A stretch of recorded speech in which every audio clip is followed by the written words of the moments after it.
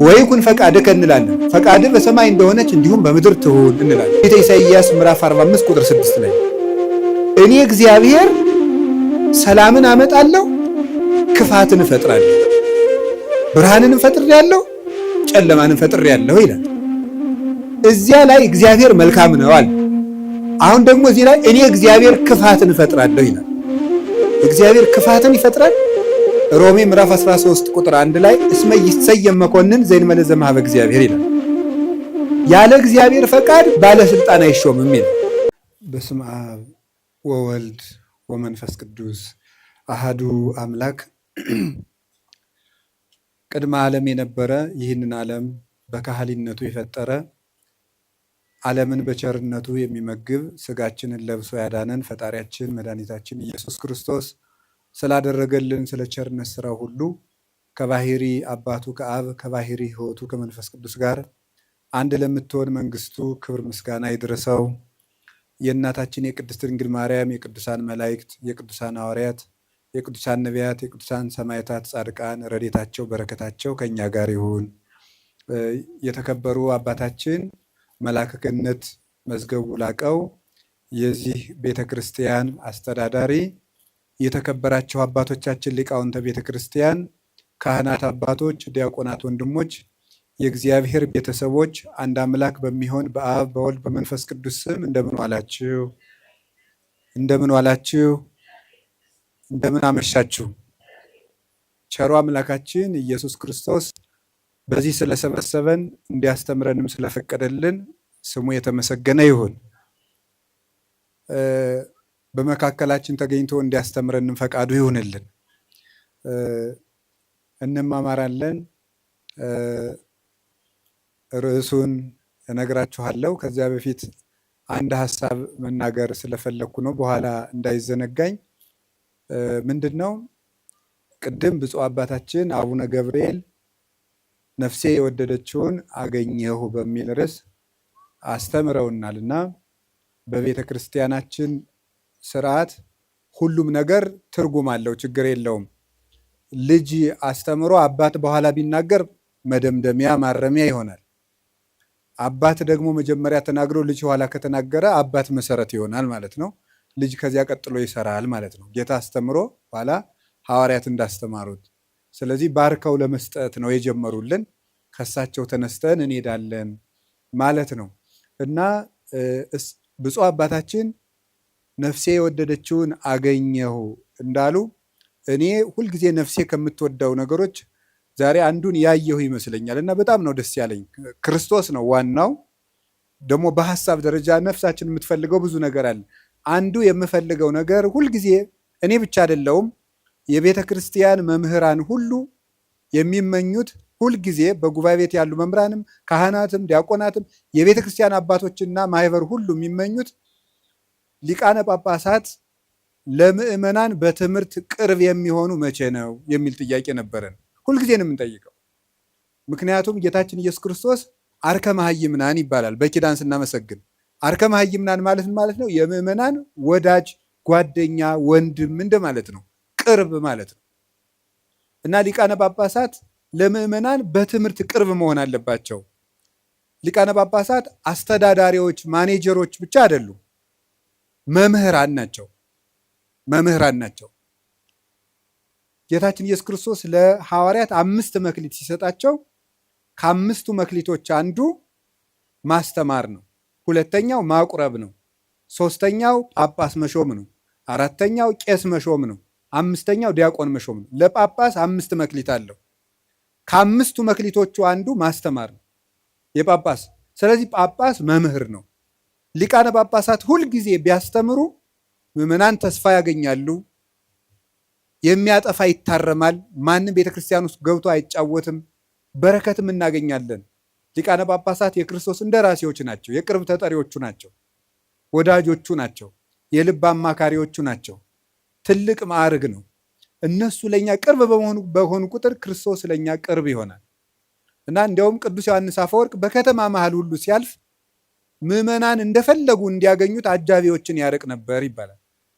ስለዚህ አባቶቻችን እንዲህ በማስተማር ቅርብ እንዲሆኑ በሳምንት ሲሆን በሳምንት በየሀገረ ስብከታቸው ጉባኤ ቢያስተምሩ በሳምንት ካልሆነ እንደው በወር አንድ ቀንም አባቶቻችን ብናያቸው እኛም አርፈን እንቀመጥ ነበር ማለት ነው። ልጆቻቸው አርፈን እንቀመጣለን አባቶቻችን ካስተማሩ እና በጣም ነው ደስ ያለኝ ይሄን በማየቴ። ብፁዕ ወቅዱስ አቡነ ሽኖዳ ርዕሰ ሊቃነ ጳጳሳት ዘግብፅ የግብፁ ፓትርያርክ በረከታቸው ይድረሰን ያረፉት አቡነ ሽኖዳ የረቡዕ ጉባኤ ነበራቸው። እድል ገጥሞኝ እኔም ዘንድሮ በእግዚአብሔር ፈቃድ የረቡዕ ጉባኤ የሚያስተምሩበትን ቦታ ይቸዋለሁ። አለቱን ፈልፍለው ስሞን ጫማ ሰፊው ያፈለሰውን ተራራ አለቱን ፈርፍለው እዚያ እያስተማሩ ነው ቤተክርስቲያኒቱን ወደ ክብሯ ይመለሷል። እና ሲያስተምሩ ቆይተው ፓትርያርክ በሆኑ ጊዜ ህዝቡ ተሰብስቦ አንወደዎትም አላቸው። ለምን ሲባል የረቡዕ ጉባኤን ያቋርጡብናል ነበር ያላቸው። ከዛ እሳቸው ምንድነው ያሉ? አይዟችሁ ልጆቼ፣ ጳጳስ ማለት መምህር ማለት ነው፣ ፓትርያርኩኝም አስተምራለሁ አሏቸው ማለት ነው። መጨረሻ ላይ እስኪሞቱ ድረስ እያስተማሩ አረፉ። ቤተክርስቲያኒቱን በእንዲህ ያለ ልዕልና ጠበቋት። አሁንም አባቶቻችን ሊቃነ ጳጳሳት ወደ መድረክ መምጠታቸው ማስተማራቸው መተው ዝም ቢሉ ራሱ በረከት እናገኛለን። ትናንትና ብፁዕ አቡነ ቀውስጦስ መገኘታቸው ሐዲሳትን እንደ ውዳሴ ማርያም እየጸለዩ የተማሩ ናቸው። ደብረ ሊባኖስ ታሪካቸውን አውቃለሁ። እንደ ጸሎት እየጸለዩ የሐዲስ ኪዳን ጥቅሶችን ሲጠቅሷቸው እሳቸው የሚጠቅሷቸው ሳይሆን ራሱ ቅዱስ ጳውሎስ ተገኝቶ የሚጠቅሰው እስኪመስል ድረስ ነው የሚጣፍጥላቸውና እሳቸው ተገኝተው ሲማሩ እንደውም ይገርማቸው የዛሬ ወር መጥቼ ሳለ ከጉባኤ የቀረውበት አንዱ ምክንያት ብፁዕ አቡነ ቀውስጦስ መጽሐፍ አንብብልኝ እያሉ እያነበብኩ ነው የነበረው ማለት ነው። መጽሐፍ እስኪ አንብብልኝ ብለው እሳቸው በዚህ ጊዜያቸው ያነባሉ። የእኛን ውርደት ተመልከቱ ማለት ነው። እስከ ምሽት ድረስ እያነበብን አንብብልን መጽሐፍ እያሉ ያስነብባሉ። ጥያቄ ይጠይቃሉ በዚህ ዕድሜያቸው እና መምጣታቸው እጅግ መልካም ነው። አንድ ነፍስ የወደደችውን ያልኩኝ ሊቃነ ጳጳሳት ወደ ትምህርት ወደ ማስተማር መምጣታቸው እጅግ መልካም ነው፣ ደስ ብሎኛል። ሁለተኛ ደግሞ አድባራት አብያተ ክርስቲያናት አድባራት እንዲው ሱቅና ፎቅ ከመስራት አልፈው ህዝቡ እንዲማር ማድረጋቸው ይህ ትልቅ ነገር ነው። በዚህ ያሉት መላከ ገነት መዝገቡ በጣም እውነት እግዚአብሔር በሚያውቀው ማለት ነው። እግዚአብሔር በሚያውቀው መምህር ሊመጣልኝ ነው ብለው ምድር የሚሰሙ አለቃ እኔ አይቻላውቅም ማለት ነው። እሺ ብላችሁኛ ትመጣላችሁ የሚሉ ሰው ማለት ነው። እረኛ ማለት ሰው እንዲማርለት ነው። በጎቹን አስሮ በዱላ እየቆረቆረ የሚቀመጥ እረኛ ይሄ ነፍሰ ገዳይ ነው። ለበጎቹ ውሃና ሳር የሚያቀርብ ነው እረኛ የሚባለው። እና ይሄን በማድረጋቸው በጣም ደስተኛ ነኝ። እዚህ ያሉት መምህራን መምህር ምስጢረ ሥላሴ፣ መምህር ኤልያስ ሁለቱም የሐዲሳት የብሉያት የሊቃውንት መምህራን ናቸው። ትዕቢት ሳይቃወማቸው ሌላ መምህር መጥቶ ያስተምር ማለት በራሱ ይሄ ፍቅርን፣ አንድነትን፣ እረኝነትን የሚያመለክት ነው። በጣም ደግሞ ሌላ ልዩ ውበት የሚያሳየው ደግሞ ምንድን እንደሆነ ተመልከቱ። ሊቃውንት እዚህ ቁጭ ብለው መማራቸው ደስ አይላችሁም? አዎ፣ እዚህ ተሰብስበው ካህናት አባቶቻችን አርአያ ሆነው ከበው እና እኔ እንደዚህ ደብር ውበት አላየሁም እና በጣም ነው ደስ ያለኝ። እግዚአብሔር የቤተክርስቲያንን ውበት እንዲህ አድርጎ ይመልስልን እና በዚህ ደስ ብሎኛል። ደብሩንም እጅግ አድርጌ እግዚአብሔር በዚህ አይነት መልክ ሌሎችንም እንዲያሳየን ፈቃዱ ይሁን እላለሁ። እንግዲህ ወደ ትምህርቱ ስንሄድ እንደ እግዚአብሔር ፈቃድ ዛሬ የምንማማርበት የትምህርታችን ርዕስ እግዚአብሔር ሰይጣንን እንዲፈትነን ለምን ይፈቅድለታል በሚል ርዕስ ነው የምንማማረው። እስኪ በሉ እግዚአብሔር በሉ ሰይጣንን እንዲፈትነን ለምን ይፈቅድለታል? ድገሙ እስቲ። እግዚአብሔር በሉ ሰይጣንን እንዲፈትነን ለምን ይፈቅድለታል? ሶስተኛ በሉ እግዚአብሔር ሰይጣንን እንዲፈትነን ለምን ይፈቅድለታል? እንግዲህ መቼም ትምህርት ስንማር አንዳንድ ጥያቄ መመለስ ነው ዓላማው። ሰይጣን የሚፈጥርብንን ዓላማ መመለስ ነው። እርግጠኛ ነኝ የሁላችሁም ጥያቄ ነው። ነው አይደለም? እስቲ ነው የሚል ነው። እሺ እግዚአብሔር ይስጥልን። የሁላችሁም ጥያቄ ነው? ካልሆነ እንለፈው ርዕሱን። የሁላችሁም ጥያቄ ነው? እሺ ብዙ ሰው የማያምኑ ሰዎችም ይህንን ይጠይቃሉ። እግዚአብሔር መልካም ከሆነ ለምንድን ነው እንደዚህ ያለ ችግር ሲደርስብን ዝም የሚለን? ለምን ዝም ይላል እግዚአብሔር የሚል ነገር አለ። መጽሐፍ ቅዱስንም ስናነብ የሚጋጭ የሚመስል ነገር ብዙ ነገር ታገኛላችሁ። የመጀመሪያው እግዚአብሔር ባህሪው መልካም ነው። ባህሪው መልካም ነው። በሱ ዘንድ ክፉ የለም። አልወ ጽልመት ውስተ መክፈልታቲሁ፣ በእግዚአብሔር በባህሪው ኃጢአት የለበትም፣ ነውር ነቀፋ የለበትም። እስመ ንጹሐ ጠባያቲሁ ለእግዚአብሔር፣ የእግዚአብሔር ባህሪ ሁሉ ፍጹም ንጹህ ነው። እግዚአብሔር ባህሪው ንጹህ ነው። ፈቃዱ ደግሞ መልካም ነው።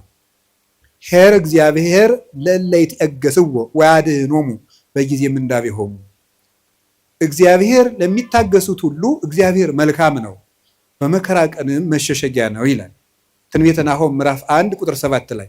እግዚአብሔር መልካም ነው፣ በመከራ ቀንም መሸሸጊያ ነው። እግዚአብሔር መልካም ነው፣ በመከራ ቀንም መሸሸጊያ ነው። ወምስካኢነ ውእቱ አምላኩ ለያዕቆብ፣ የያዕቆብ አምላክ መጠጊያችን ነው። ወበይንተዝ ኢንፈርህ ለማድ ለቅለቀት ምድር ወለመኒ ፈለሱ አድባር ውስተ ልበ ባሕር። ስለዚህ ተራሮች ተነስተው ወደ ባህር ልብ እንኳን ተነስተው ቢገቡ ወይም ቢነቀሉ አንደነግጥም፣ የያዕቆብ አምላክ መጠጊያችን ነውና። ይሄ እግዚአብሔር መልካም እንደሆነ ነው የሚያሳየው። እግዚአብሔር ያበርህ ሊተ ምንትኑ ያፈራህኒ፣ እግዚአብሔር ብርሃኔና መድኃኒቴ ነው፣ የሚያስፈራኝ ምንም የለም። እግዚአብሔር ምእመና ለሕይወቴ፣ እግዚአብሔር የሕይወቴ መታመኛዋ ነው። ምንም የምፈራው ነገር የለም። እመኒ ጸብአኒ ተአይን እይፈራሃኒ ልብየ፣ ሰራዊት እንኳን ከቦ ቢወጋኝ እግዚአብሔር መታመኛዬ ነውና አልፈራም። ስለ እግዚአብሔር ብርሃን ነው፣ እግዚአብሔር መድኃኒት ነው፣ እግዚአብሔር መልካም ነው። እሱ ራሱ ኖራል። አነ ውእቱ ኖላዊ ኄር ዘበአማን፣ እኔ እውነተኛ እረኛ መልካም እረኛ እኔ ነኝ ይላል። በጎ እረኛ እኔ ነኝ። እንኳን በአፋ ሆኖ መጠበቅ ይቅርና ራስን አሳልፎ በመስጠት እንኳን የሚጠብቅ እረኛ ነው እሱ። እግዚአብሔር ንጉሥ ሆኖ መጠበቁ፣ አምላክ ሆኖ መጠበቁ፣ በሰማያዊት መንግስቱ በግርማ መለኮቱ ሆኖ መጠበቁ ድንቅ ነው። ከዚያ ያለፈ ደግሞ የሚደንቀው ራሱን በመስጠት የጠበቀን እረኝነት ግሩም ነው። ለእኛ ራሱን አሳልፎ መስጠቱ።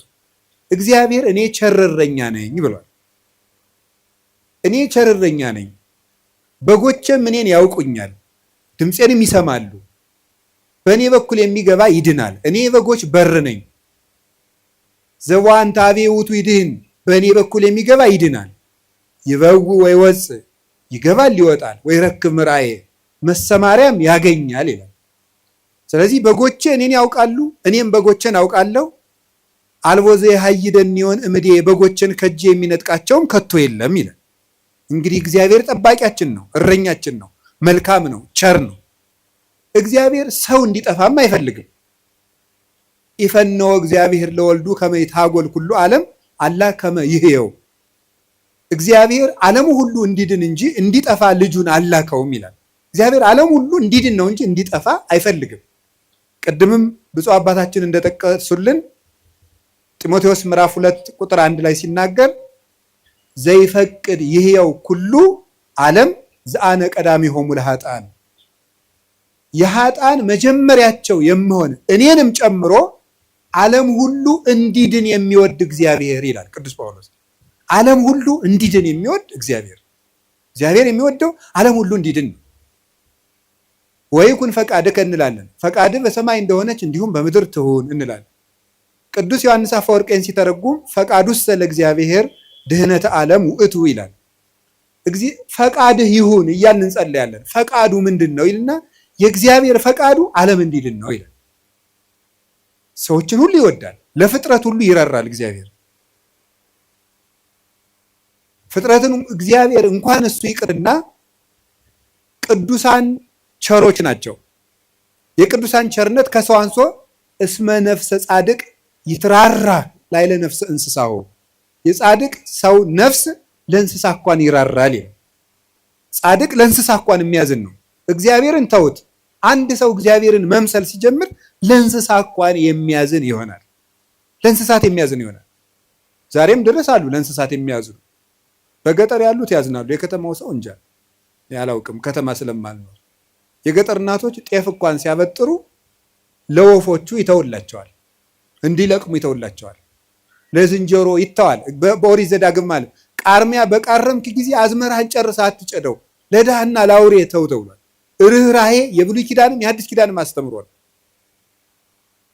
ጥጃውን አርደህ በእናቱ ወተት አትቀቅለው ይላል። የቸርነት ስራ ነው ይሄ። ርኅሩህን ነው። በእናትና በልጅ መካከል ገብተህ ጭካኔን አታድርግ ማለት ነው።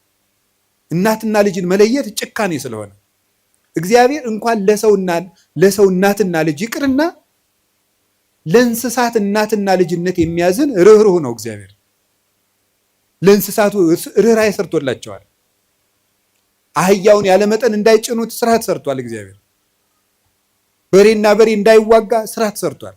አንዱ በሬ የአንዱን በሬ ወግቶ እንዳይገድል ኦሪት ዘጸአት ምዕራፍ 21 ላይ እንደተጻፈልን።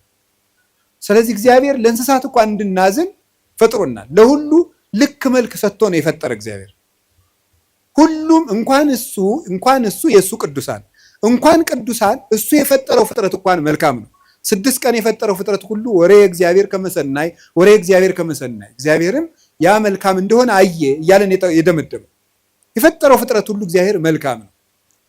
እንግዲህ እግዚአብሔር መልካም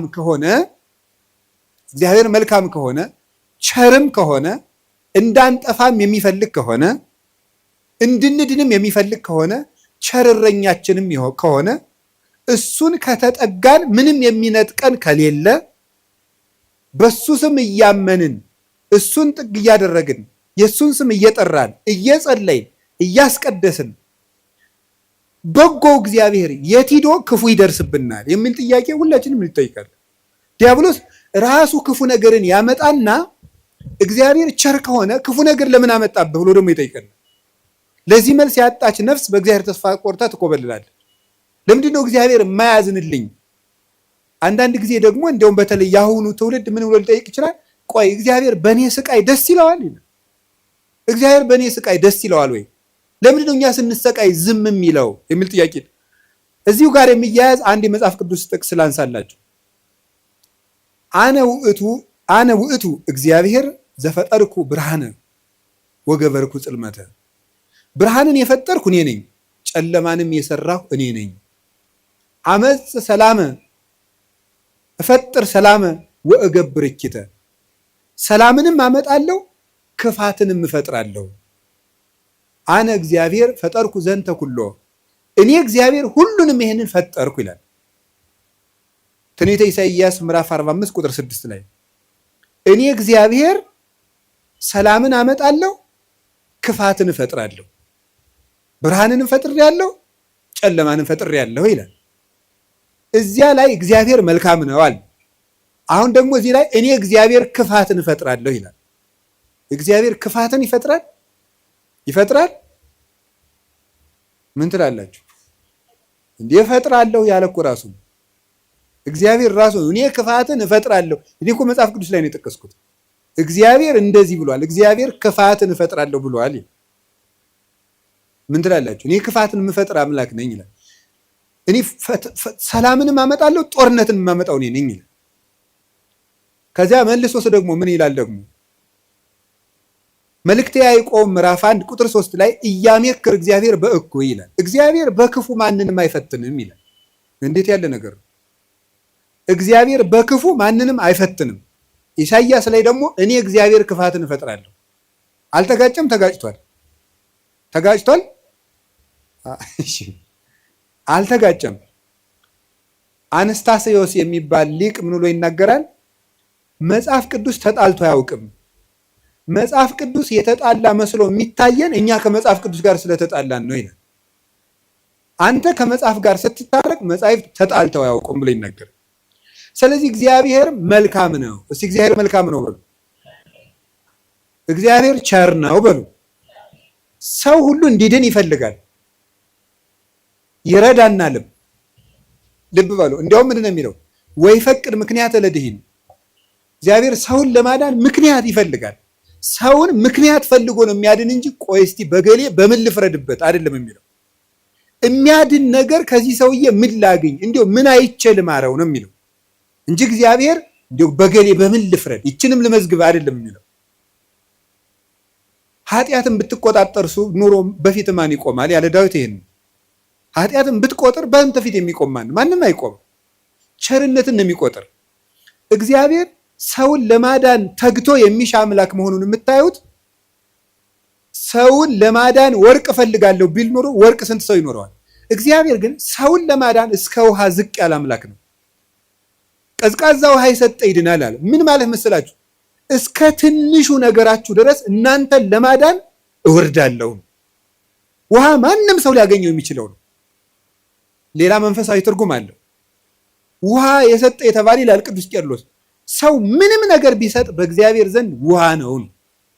አካልህን እንኳን ለእግዚአብሔር ቆራርጠ ለሰማዕትነት አሳልፈ ብትሰጥ ለእግዚአብሔር ግን ውሃ እንደመስጠት ነው። ምክንያቱም ያ አካል የራሱ ነው። እግዚአብሔር ደግሞ ለአንተ ያደረገልህ ነገር ያንተ አካል ቢቆራረጥ እንኳን የማይመጥን ነው። ስለዚህ ለእግዚአብሔር ምንም ነገር ብንሰጥ ውሃ ነው። አካል እንኳን መስጠት ቢሆን ውሃ ነው። እንደዚያ ከሆነ እግዚአብሔር እንደዚህ ያለ መልካም አምላክ እንዲህ ያለ መልካም አባት ከሆነ ለኛ የሞት አምላክ አኮ በመላክ አኮ በተንባል መልአክ ልኮ አማላጅ ልኮ ሳይታረቀን ራሱ መጥቶ ከታረቀን እስከዚህ ድረስ ሰው የሚወድ አምላክ ከሆነ ለምንድን ነው እግዚአብሔር ክፉ የሚያመጣብን የሚል ጥያቄ ይኖራል። እግዚአብሔርስ በክፉ ይፈትናል ወይ? መልሱ አይፈትንም ነው። እስኪ አይፈትንም በሉ። እግዚአብሔር በክፉ ይፈትናል አይፈትንም? እግዚአብሔር ክፉ ይፈጥራል አይፈጥርም? እስኪ ነገር ይፈጥራል አይፈጥርም? አይፈጥርም። እግዚአብሔር እንዴ እፈጥራለሁ ብሎ አላልክም ቅድም ልትሉ ትችላላችሁ። እግዚአብሔር ክፉ አይፈጥርም። ታዲያ ምን ማለት ነው? ክፉ ሲመጣ ዝም ይላል ነው። እስኪ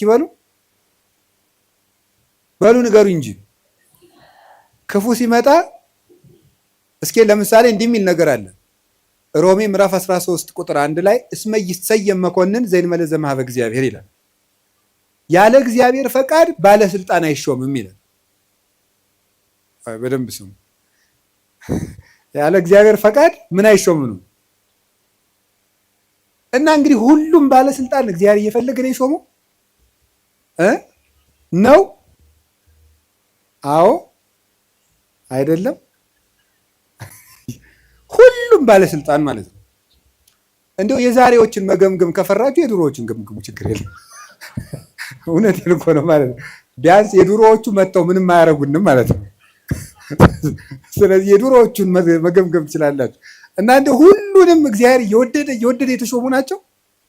ምን ይመስላችኋል? ይሄ እግዚአብሔር ክፉ ነገር ሲመጣ ይፈቅዳል ነው። እስቲ ይፈቅዳል በሉ። ይፈቅዳል የሚለው ነገር ፈቃድ እግዚአብሔር የሚባለው ሁለት ትርጉም አለው። ፈቃድ እግዚአብሔር የሚባለው አንደኛው ውዴታ ነው። ሁለተኛው ደግሞ ይሁን ማለት ነው። የእንግሊዘኛ ቃላትን ለመጠቀም ይቅርታ አድርጉልኝ፣ ልጠቀም ነው ገና ስለ ቅርብ ለማድረግ ለእናንተ እንዲመቸኝ ነው። የመጀመሪያው ምን ይባላል? ፐርሚሽን ይባላል። እስቲ ፐርሚሽን በሉ እንጂ። ሁለተኛው ዊል ይባላል። እስቲ ዊል በሉ። እሺ ፐርሚሽን ማለት ምን ማለት ነው? እናንተ ኃጢአት ስትሰሩ እኔም ስሰራ እግዚአብሔር ይፈቅድልናል። ምን ማለት ነው ይሄ? ይፈቅድልናል ማለት እግዚአብሔር እኔ ኃጢአት ስሰራ ደስ ይለዋል ማለት ነው። ይሄ ምን ነው የሚባለው? ፐርሚሽን ይባላል። ስራ ከጠቀመህ ስራ ነው።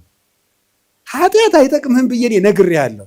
ይጠቅመኛል ካልክ ስራ ብሎ ይተውሃል ማለት መተው፣ እሱ ፐርሚሽን ይባላል። ያሰናብተናል።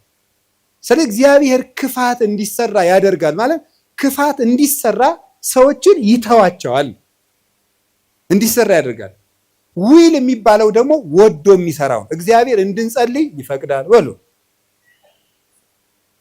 እንድንጾም፣ እንድንጸድቅ፣ እንድንታረቅ ይሄ ፈቃድ ነው ይባላል። ይሄ ፈቃድ ማለት ነው ውዴታ፣ ወዶ የሚያደርግልን ነገር።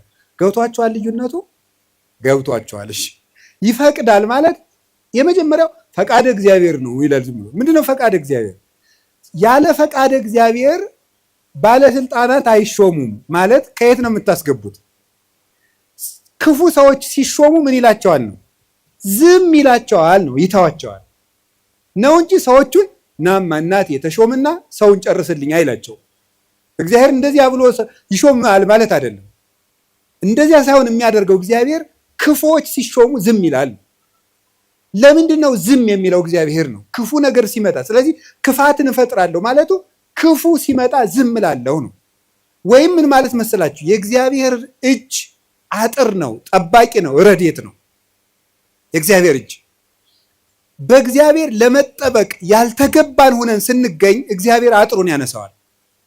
ያልተገባን ሆነን ስንገኝ አትጠብቀኝ ስንል ማለት ነው። ምን ማለት መሰላችሁ?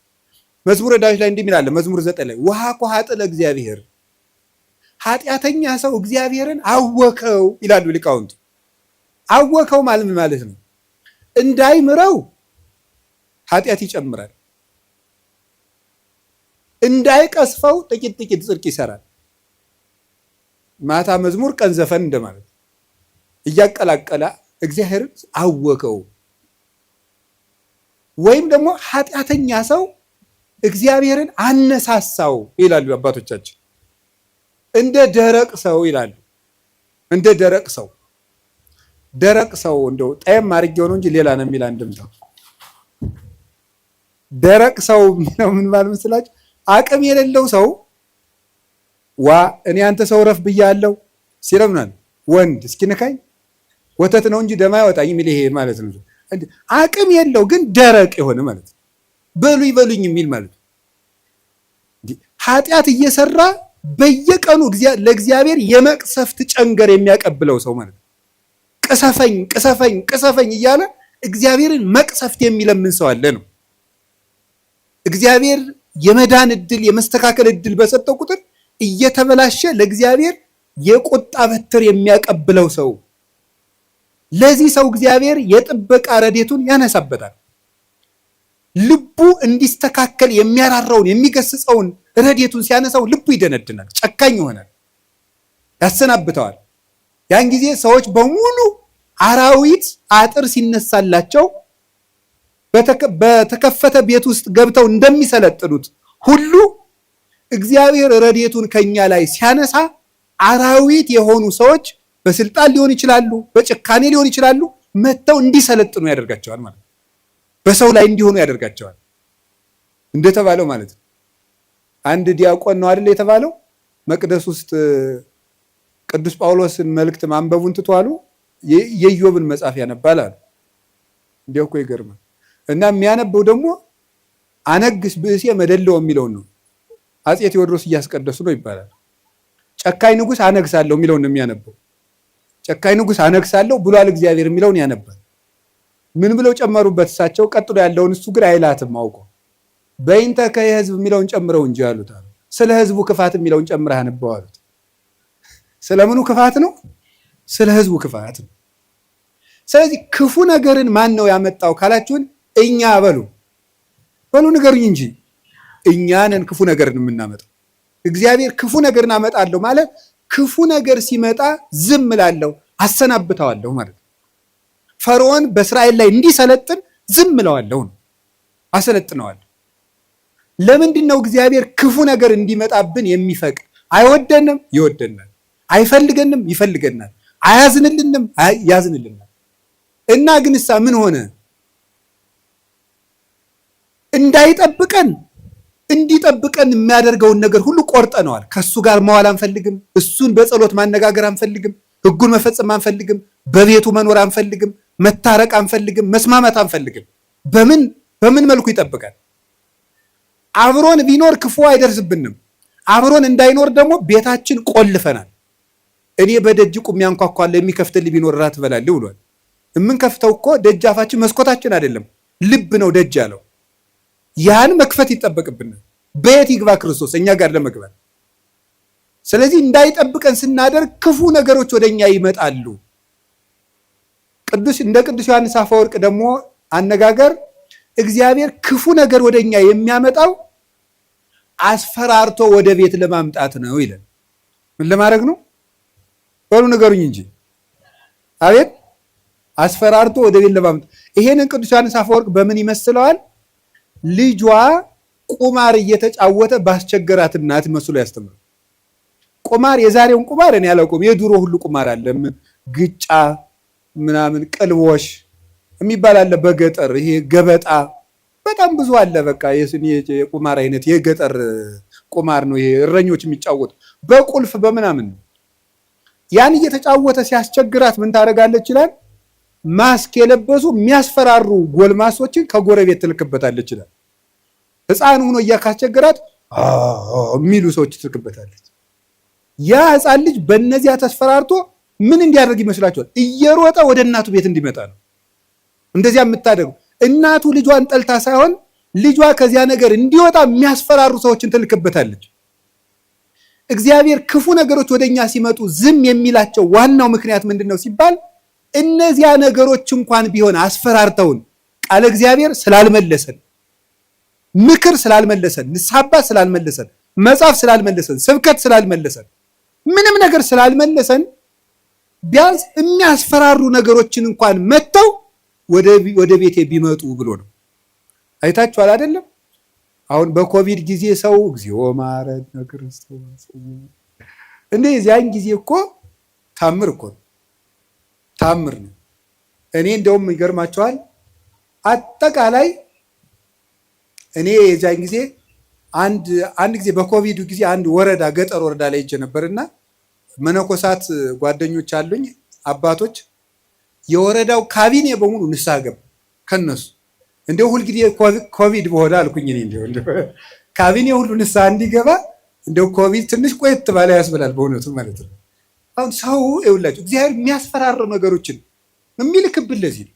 አንድ ችግር ሲገጥመን እንሰበሰብ። አምና የነነዌ እንግዲህ ታስታውሳላችሁ አይደል? ሁልጊዜ እንሰበስባለን። ችግር ሲመጣ እግዚኦ ማረነ ክርስቶስ እንላለን። እናቲቱ ግን እነዚያን የሚያስፈራሩ ነገሮችን የምትልክ መልሶ ወደ ቁማሩ እንዲሄድ አይደለም፣ ልጇ ከቤቷ ቁም ነገረኛ ሆኖ እንዲቀር። እግዚአብሔር የሚያስፈራሩ ነገሮችን ብቅ የሚያደርጋቸው መከራዎችን እንዲመጡ የሚያደርገው እኛን ስለሚጠላን አይደለም፣ እንዲሰበስበን። እግዚአብሔር ለነነዌ ሰዎች የሚገለብጥ መከራ እመጣለሁ ያላቸው ተመልከቱ። ይሄን የእናትነት ስራ ነው የሰራው እግዚአብሔር። ሊያጠፋቸው ፈልጎ አይደለም፣ አስፈርቶ ወደ እሱ ማምጣት ነው የፈለገ። ቅዱስ ያሬድ ለዚህ ነው አንተ አቡነ ወአንተ እምነ ያለው። አንተ አባታችንና አንተ እናታችን። እግዚአብሔር እናት ነው። ልጆቹ እንዲከፉበት ስለማይፈልግ የሚያስፈራሩ ነገሮች። ዮናስን እኮ ያለው ሂድና አስፈራራ ነው ያለው። አስፈራራቸው ፈርተው እንዲመለሱ ማለት ነው። ተጽናንቶ መመለስ ያቃተው ቢያንስ ፈርቶ እንዲመለስ ነው። ስለዚህ ፈርተው ተመለሱ።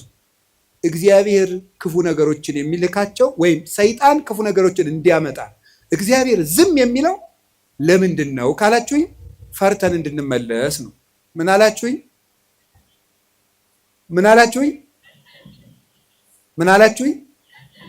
አንዳንድ ጊዜ ሕፃኑንን ስናስቸግር ትዝ ይላችኋል። ለከተማ ሰው ብዙ ምሳሌ ቅርብ አይደለም። አንተን እዚያ ምድጃ እየቆሰቆስክ ያደግከው እኛ ስቶቭ ነን እንዳትሉ።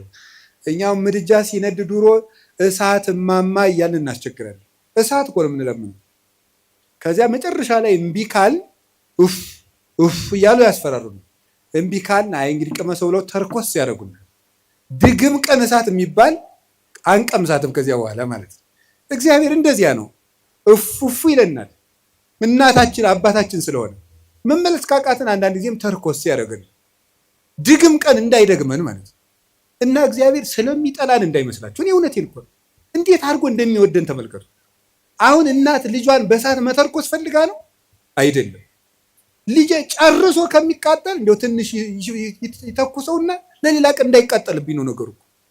እግዚአብሔር ገሃነም እንዳይበላን እኮ ነው ትንንሽ ነገሮችን የሚተረኩሰን። ገንዘቦቻችን በማሳጣት ዘመድ እንዲሞትብን፣ ጓደኛ እንዲለየን በማድረግ ከሹመት እንዲሻሩ፣ እንድናጣ፣ እንድንዋረድ፣ ኃጢአት ስንሰራ የሚያዋርዱንን ሰዎች በመላክ ሰዎች እንዲደርሱብን በማድረግ በማጋለጥ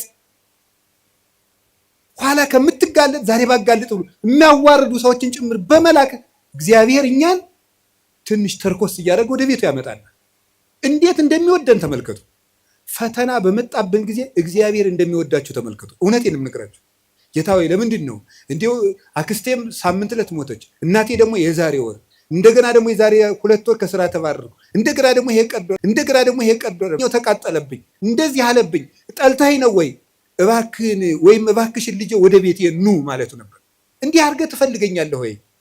ራስቼህ ስለኖርኩ የማስታውስበት መከራ ሰጠኸኝ ተብሎ ነው መመስገን ያለበት። አንተን እንዳስታውስህ የመጥሪያ ደብዳቤ ላክልኝ ነው። መጽሐፍ ቅዱስን ደብዳቤ ጽፎ ላከ፣ ንስሐ አባት ላከ፣ መጽሐፍትን ጽፎ ላከ። በቅዳሴ ጠራን፣ በትምህርት ጠራን፣ በመዝሙር ጠራን። ወንድሞቻችን ሲመጡ በመከራ ጠራን፣ አልተመለስንም። መጨረሻ ላይ ደግሞ የመከራ መልእክት ይልካል። እባካችሁ ኑ ነው። ለምኖ የሚያድን አምላክ እንደ እግዚአብሔር ያለ አለን? ለምኖ እኮ ነው የሚያድነን። አሁን ሙሴን አላያችሁትም? እንዴት አስፈራርቶ መመለስ እንደፈለገ። እስራኤል ጣዖት ሲያመልኩ ሙሴ አቤት ተወኝ እጄ ላጠፋቸው። አሁን ሙሴ እግዚአብሔርን ጨብጦ ስር ይዞት እጄ ላጠፋቸው ነው። እንዲሁ እኮ ይገርማል እኮ እግዚአብሔር የሚያደርገው ነገር። ኧረ ተው አታጥፋ። እንዲህ ማብላት ሲያቅተው ጊዜ በረሃ አምጥቶ ጨረሳቸው ነው የሚለው አለ ሙሴ። እግዚአብሔር እንዳይሰደብበት ነው እሱ። 40 ዓመት ማብላት ሲያቅተው በረሃ አምጥቶ ጨረሳቸው ነው የሚለው አለ። እንዲያውም እነሱን አታጥፋ። አባቶቻችን ሲተረጉሙ አሁን እግዚአብሔር ሊያጠፋቸው ወዶ አይደለም ሙሴ እንዲሰራቸው እንዲቀጣቸው ብለው ነው እንጂ ይላል። እንግዲያስ ሂድና ቅጣ አለው። ሰርቶ ቀጥቶ እስራኤልን ወደ ራሱ ሰበሰባቸው። በማስፈራራት እንድንመለስ እግዚአብሔር ክፉ ነገር እንዲመጣ ያደርጋል። ከቃሉ ጋር ናቸው። ከቃሉ ጋር ናቸው። እግዚአብሔር ከሁላችን ጋር ይሁን።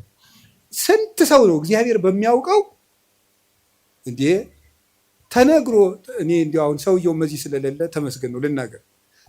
ተነግሮ ይሄንም አይሰማውም፣ ችግር የለም። ተነግሮ አልሰማ ያለ ሰውዬ የሳምባ ቲቪ ገብገብ ሲያደርገው የቆረበ ሰውን ያውቃሉ። ተመስገን ነው። እንኳን ቲቪ መጣ። እንዲህ እውነቴን እኮ ነው የምነግራቸው። ስንት ሰው ነው፣ ስንት አመፀኛ ነው ጸበል እንደምን ሰነበታቸው፣ አማን ነው፣ ሰላም ነው፣ ፒስ ነው የሚለው ሁሉ ጸበል ሲሄድ እግዚአብሔር ይመስገን የሚለው። እንዲሁ እግዚአብሔር ማን ይተርኩሰን እንጂ እውነቴን እኮ ነው የምነግራቸው። እግዚአብሔር ማን ይተርኩሰን። ምድር ጠቧችሁ እኮ የምትራመዱት ሁሉ ጸበል ስትሄድ ኩምሽሽ በቃ እንዲሁ ለተቸገረ እንድናዝን አረማመዳችን እንኳ ልክ እንዲኖረው ንግግራችን መጠን እንዲያበጅ እግዚአብሔር ማን ይተርኩሰን እንጂ ተነግረን ሰምተናል እንዴ? እውነቴን ነው። ስለዚህ ስንቶቻችሁን እስቲ አሁን እዚህ ውስጥ ራሱ ብቆሰቆስ እዚህ ከተሰበሰበው ውስጥ እግዚአብሔር በሚያውቀው እግዚአብሔር ነቅሶ ቢያወጣ ሲቸግራችሁ ወደ ቤተ ክርስቲያን የመጣችሁ ስንቶቻችሁ ናችሁ? ወይ ባለ ትዳሮች ሲጣሉ እኮ ነው ባጋባናቸው በ20 ዓመታቸው እኮ ነው ቤተክርስቲያን የሚመጡ ሲጣሉ ነው። ይኸው ከተጋባን ዓመታችን ነው፣ ምላትን አትሰማኝም፣ ምንም አታዳምጠኝም ማለት ይጀምራል። ማለት 20 ዓመት ጠፍቶ ኖሮ ምናምን መከራውን ነው ተደዝድዞ ነው እዚህ ወዲያ መከራችን። ተመስገን ነው እንኳን መጣችሁ። ዋናው መሸም ነጋም መምጣታችሁ። ስለዚህ እግዚአብሔር ሰው ሁሉ ራሱ እንዲጠላል ሊያደርግ ይችላል። እንድንመጣም ከፈለገ እግዚአብሔር ሰው እንዲጠላን አያደርግም። ሰው እንዲጠላን ሰይጣን ሲያደርግ ዝም ይላል። ይሄ እግዚአብሔር እኛን የሚጠራበት መንገድ ነው። በቸርነቱ ወደ ቤቱ ይጥራን። የነነዌ ሰዎች የሚያስተምሩን ይሄንን ነው። እኛም ነገ ከነገ ወዲያ አሁን ሁላችሁም ችግር ካለባችሁ እግዚአብሔር ጠልቶኝ ነው አትበሉ። እግዚአብሔር ወደ ቤቱ ሊጠራኝ ፈልጎ ነው ማለት ያለበት። ከቃሉ ጋር ናችሁ። እግዚአብሔር ከሁላችን ጋር ይሁን። ሁለተኛው እግዚአብሔር ክፉ ነገር ሲመጣብን ለምንድን ነው ዝም የሚለው ካላችሁን ለመጥራት ነው ብያችኋል። የኃጢአት ይቅርታ ለማድረግ አንዳንዱን ሰው እግዚአብሔር በበሽታ የኃጢአት ይቅርታ ይሰጠዋል። አንዳንዱን ሰው ገንዘቡን አሳጥቶ ሰውነቱን ከመቅሰፍ ይሰውረዋል። ገንዘብ የሰውነት ቤዛ ነው ይላሉ አባቶቻችን። ኦሪት ነው ያለችው። በሰውየው ላይ ሊመጣ የነበረውን ችግር በገንዘቡ ላይ እያሳልፍለታል። በዚያው የከተማ ሰው ጦሱን ይዞ ይሄድ ይላል። የገጠር ሰው በዚያው ያሳልፈው ይላል። ያው አንድ ነው ቋንቋ። ያም ጦሱን ይዞ ይሄድ ምንድን ነው? ጦስ ምንድን ነው ታውቁታላችሁ? የሰውነት ገንዘብ የሰውነት ቤዛ ነው። የኃጢአት ይቅርታ እንድናገኝ ምን ያደርጋል መሰላችሁ? በሽታን ያመጣል፣ ደዌን ያመጣል። ያ ደዌ ኃጢአት ደዌ ዘኃጢአት ደዌ ዘእሴት ይሉታል አባቶቻችን። የኃጢአት ይቅርታ እንድናገኝ ደዌን ያመጣል። ስለዚህ እግዚአብሔር ለምን እንደሚያደርገው ሲባል ይቅርታ ለመስጠት ገስጾ ቆንጥጦ ነፍሱን ላትርፈው ብሎ ማለት ነው። እንዲሁም አባቶቻችን ምን ይላሉ? ለምሳሌ አንድ ጻድቅ ያደረገው ልንገራቸው። አንድ በጣም ፍጹም ጻድቅ አውሬ ሲበላው ያያል።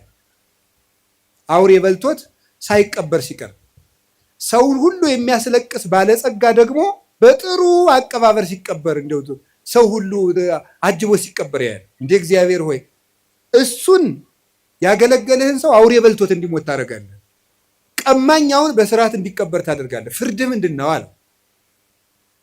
ይሄኛው ብዙ ጽድቅ አለው፣ ትንሽ ኃጢአት አለችው። የእሷን ቦታ የእሷን ፈንታ ስጋውን አውሬ እንዲበላው አድርጌ ነፍሱ ፍጹም እንድትሆን አድርጌያለሁ። ይሄኛው ደግሞ ሙሉ ሀጥ ነው፣ ግን ትንሽ ጽድቅ መቼስ የሌለው የለም። የዚያን ዋጋ ደግሞ በምድር ተመችቶት እንዲቀበር ተመችቶት እንዲኖር እንደገና ደግሞ በአጃቢ እንዲቀበር አድርጌያለሁ። ያኛውም የሰማይ ዋጋውን አግኝቷል፣ ይህም የምድር ዋጋውን አግኝቷል። ስለዚህ ያኛውን አውሬ እንዲበላው ያደረኩት ሲበላው ዝም ያልኩኝ ዋጋው ፍጹም ይሆን ዘንድ ነው። አንተ በእኔ ፍርድ አትግባ ብሎ መለሰለት ይባላል። እኔ ሁሉንም አውቃለሁ ይላል። ስለዚህ አንዳንድ ጊዜ ሁላችንም እንላለን ለገሌ ያልሆነ እግዚአብሔር እገሌትን ታውቃታለች፣ አቤት ስታስቀድስ ሲያስቀድስ ማንም አይቀድመውም እኮ እንላለን። ግን ለነሱ ያልሆነ አይ ቤተክርስቲያን እነሱም እንዲህ ነው የሆኑ እንላለን። እግዚአብሔር ግን በኋላ አመጣዋለሁ።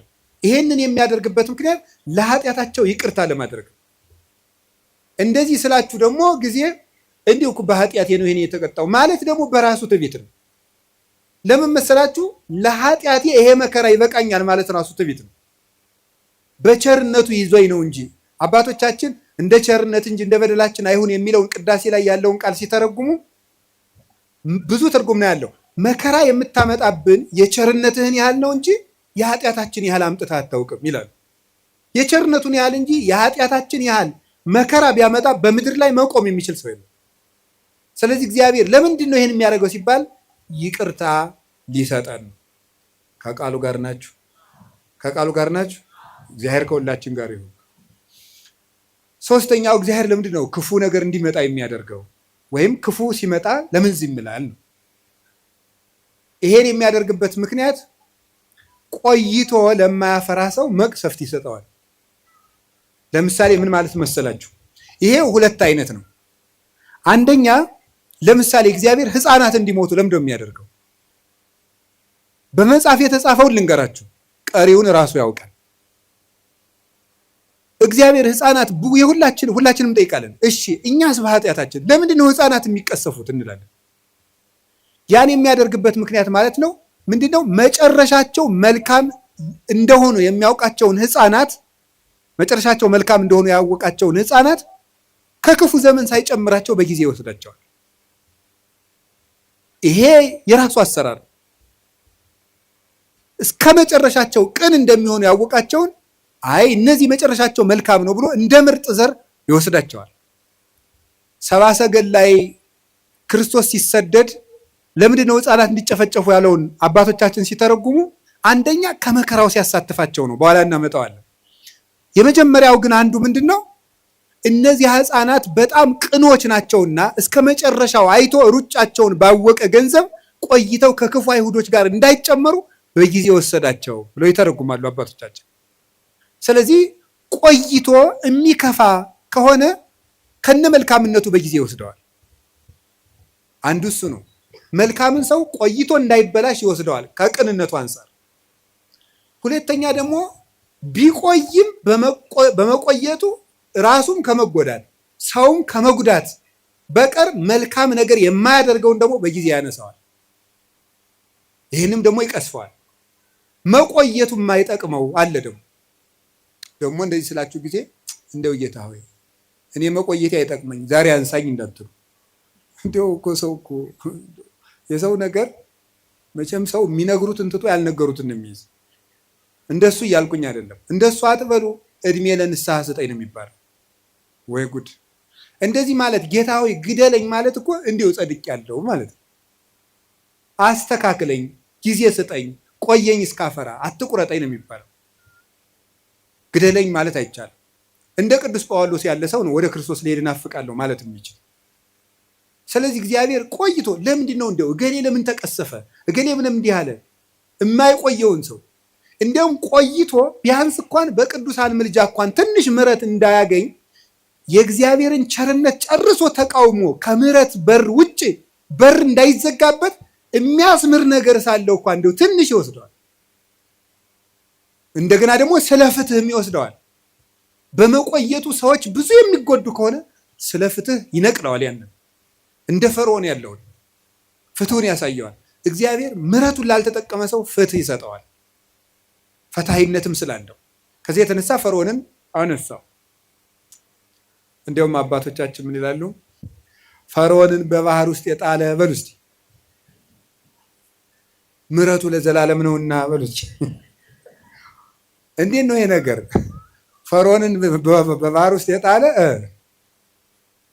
ይሄ ነገር አይጋጭም? ፈርዖንን በባህር ጥሏል ብሎ ሲያበቃ ከዛ ምሕረቱ ለምንድን ነው? እንዴት ያለ የምሕረት የዘላለም ምሕረት ነው አይመስላችሁም? ጥያቄ ሆኖባቸው ያውቁ ምን ማለት ነው? ፈርዖን ቢቆይ ኑሮ ለአንድኛው ደግሞ በእግዚአብሔር ከዚያ የባሰ የሚያስመጣበትን ነገር ይሰራል እና እንዲሁ ባህር ውስጥ መክተቱ ምሕረት ነው ይላል። ቸር ስለሆነ እንኳን ከተተው ባህር ውስጥ። ከዚያ የባሰ ምን ሊመጣበት ኑሯል ብትሉኝ እግዚአብሔር ያውቃል፣ እኔ አላውቅም።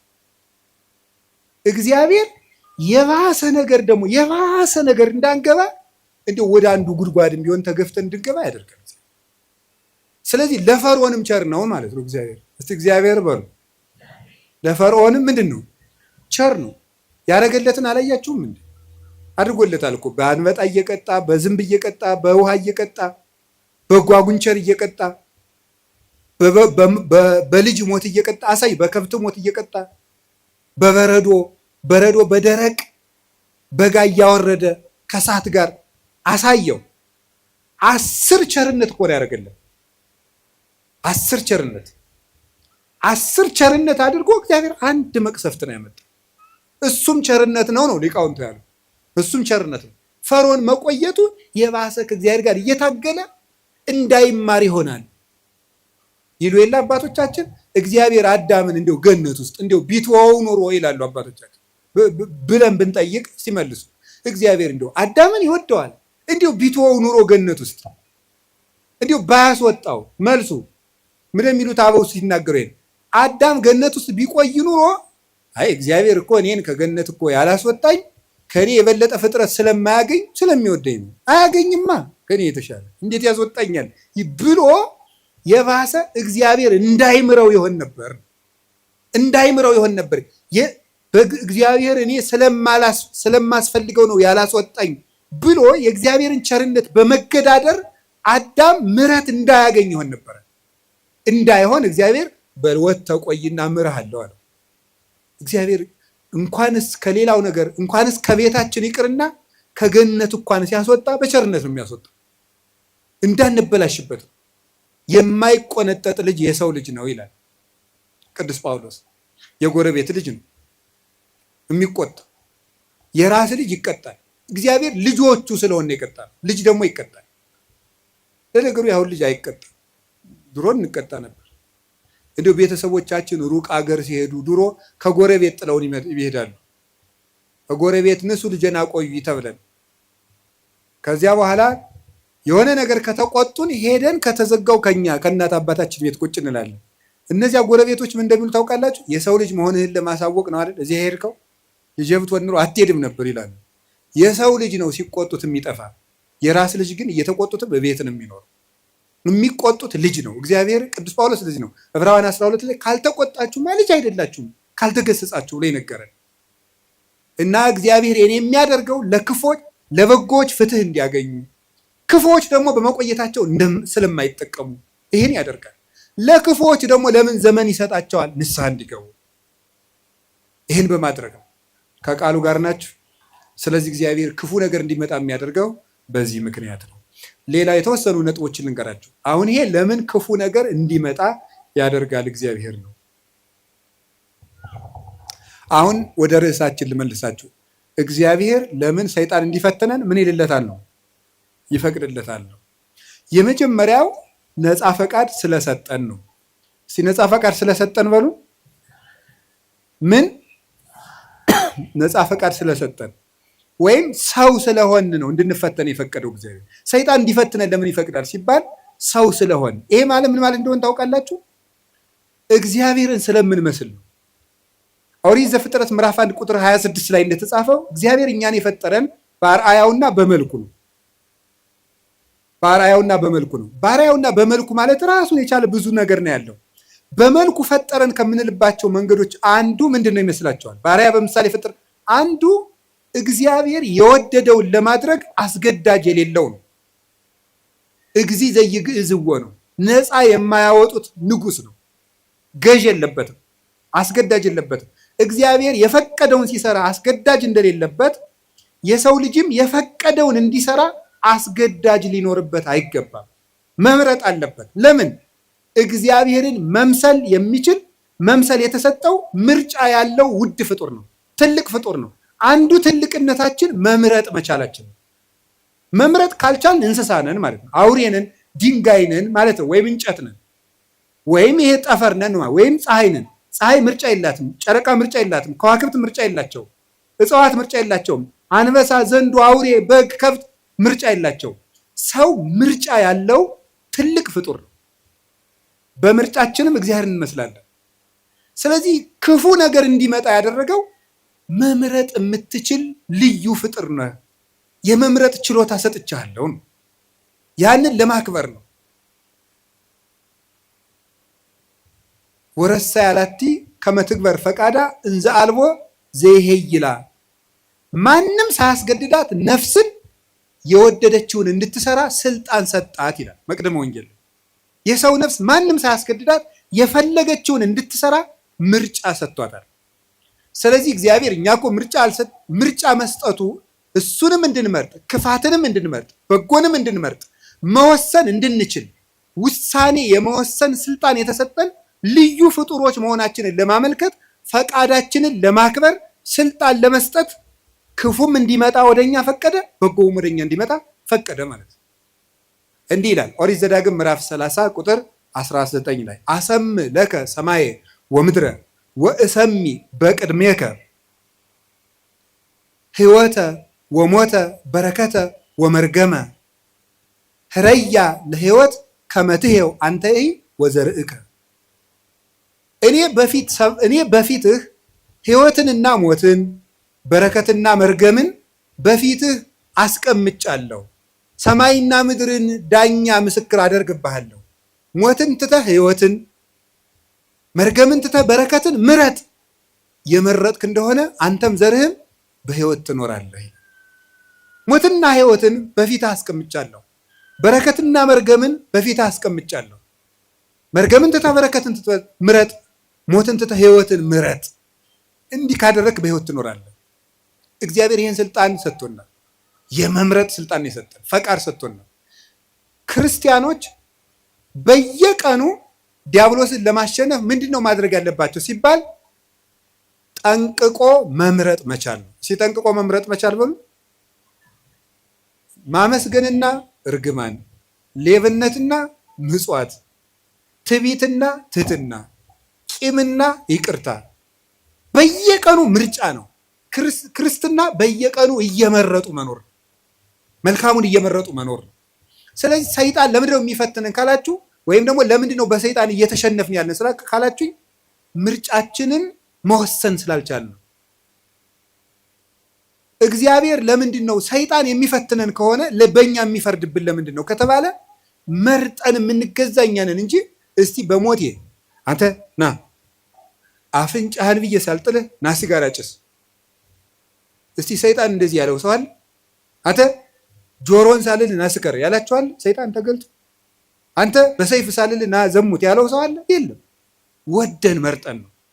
ሰይጣን ነው እንጂ እንደሚያደርገኝ ሰይጣን አይደለም። ራሳችንን ምርጫችን ነው። ሰይጣን አቅራቢ ነው፣ እኛ መራጮች ነን። እግዚአብሔር ደግሞ እንድንመርጥ ያደረገን ክብር ሰጥቶን ነው። እስቲ መርጣችሁ ኑሩ። ሰምታችኋል አይደለም?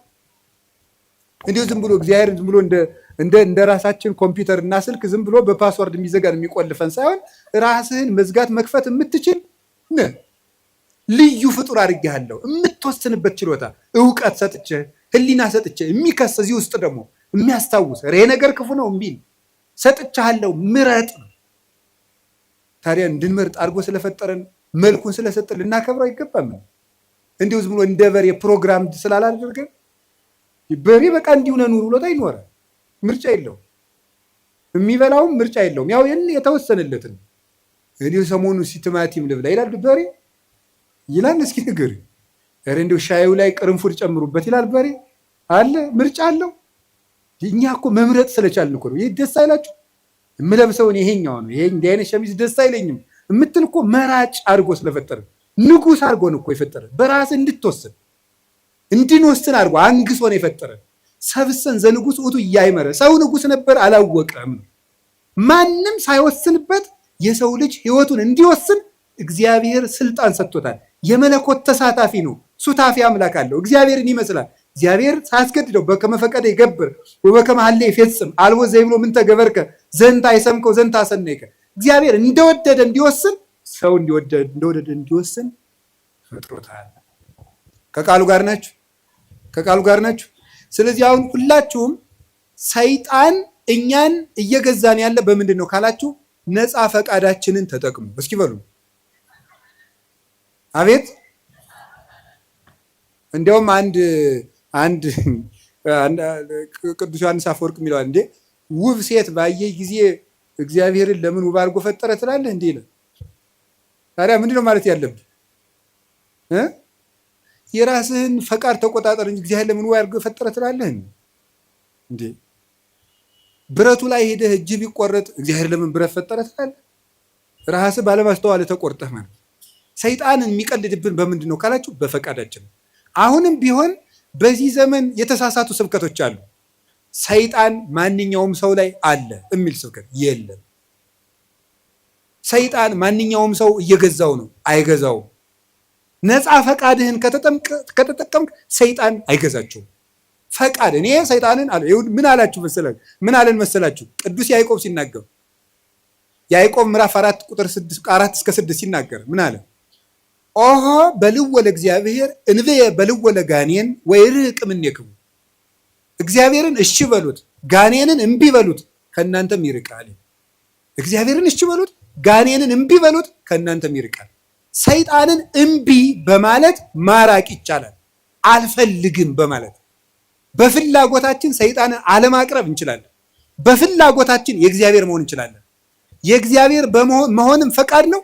አሁን አንዳንድ ሰው ይላል እንዲሁ እግዚአብሔር እንዲሁ ጥሩ ሰው ቢያደርገኝ ይላል። እንዲህ የወራችሁ ሰው እኮ እንጨት አይደለም፣ በግድ አይጠረም። ፈቃድ ያለው ፍጡር ነው። አስፈቅዶ ነው የሚያድንህ። እንዲሁ እግዚአብሔር ሌሊቱን ሙሉ እንዲሁ እንዳልተኛ ቢያደርገኝ አያደርግም እያልኳችሁ ነው። አያደርግም። ወደህ መርጠህ ነው ማድረግ። ለምን ያስገድዳል እግዚአብሔር? እንደ እግዚአብሔር ለምን ፈቃዱን ያጋጫል? ፈቃድ ሰጥቶ እንደገና ለምን ያስገድዳል? እንዲሁ እግዚአብሔር ዓለሙን ሁሉ ጥሩ ቢያደርገው ምን ችግር አለ? አያስገድድማ። ነፃ ፈቃዱን እሳ እንደዚህ አድርገው። ከቃሉ ጋር ናችሁ? እግዚአብሔር ከሁላችን ጋር ይሁን። ስለዚህ እግዚአብሔር እንድንፈተን ያደረገን በምንድን ነው? ነፃ ፈቃድ። ክርስቲያን ማለት በየቀኑ እየመረጡ መወሰን ማለት ነው።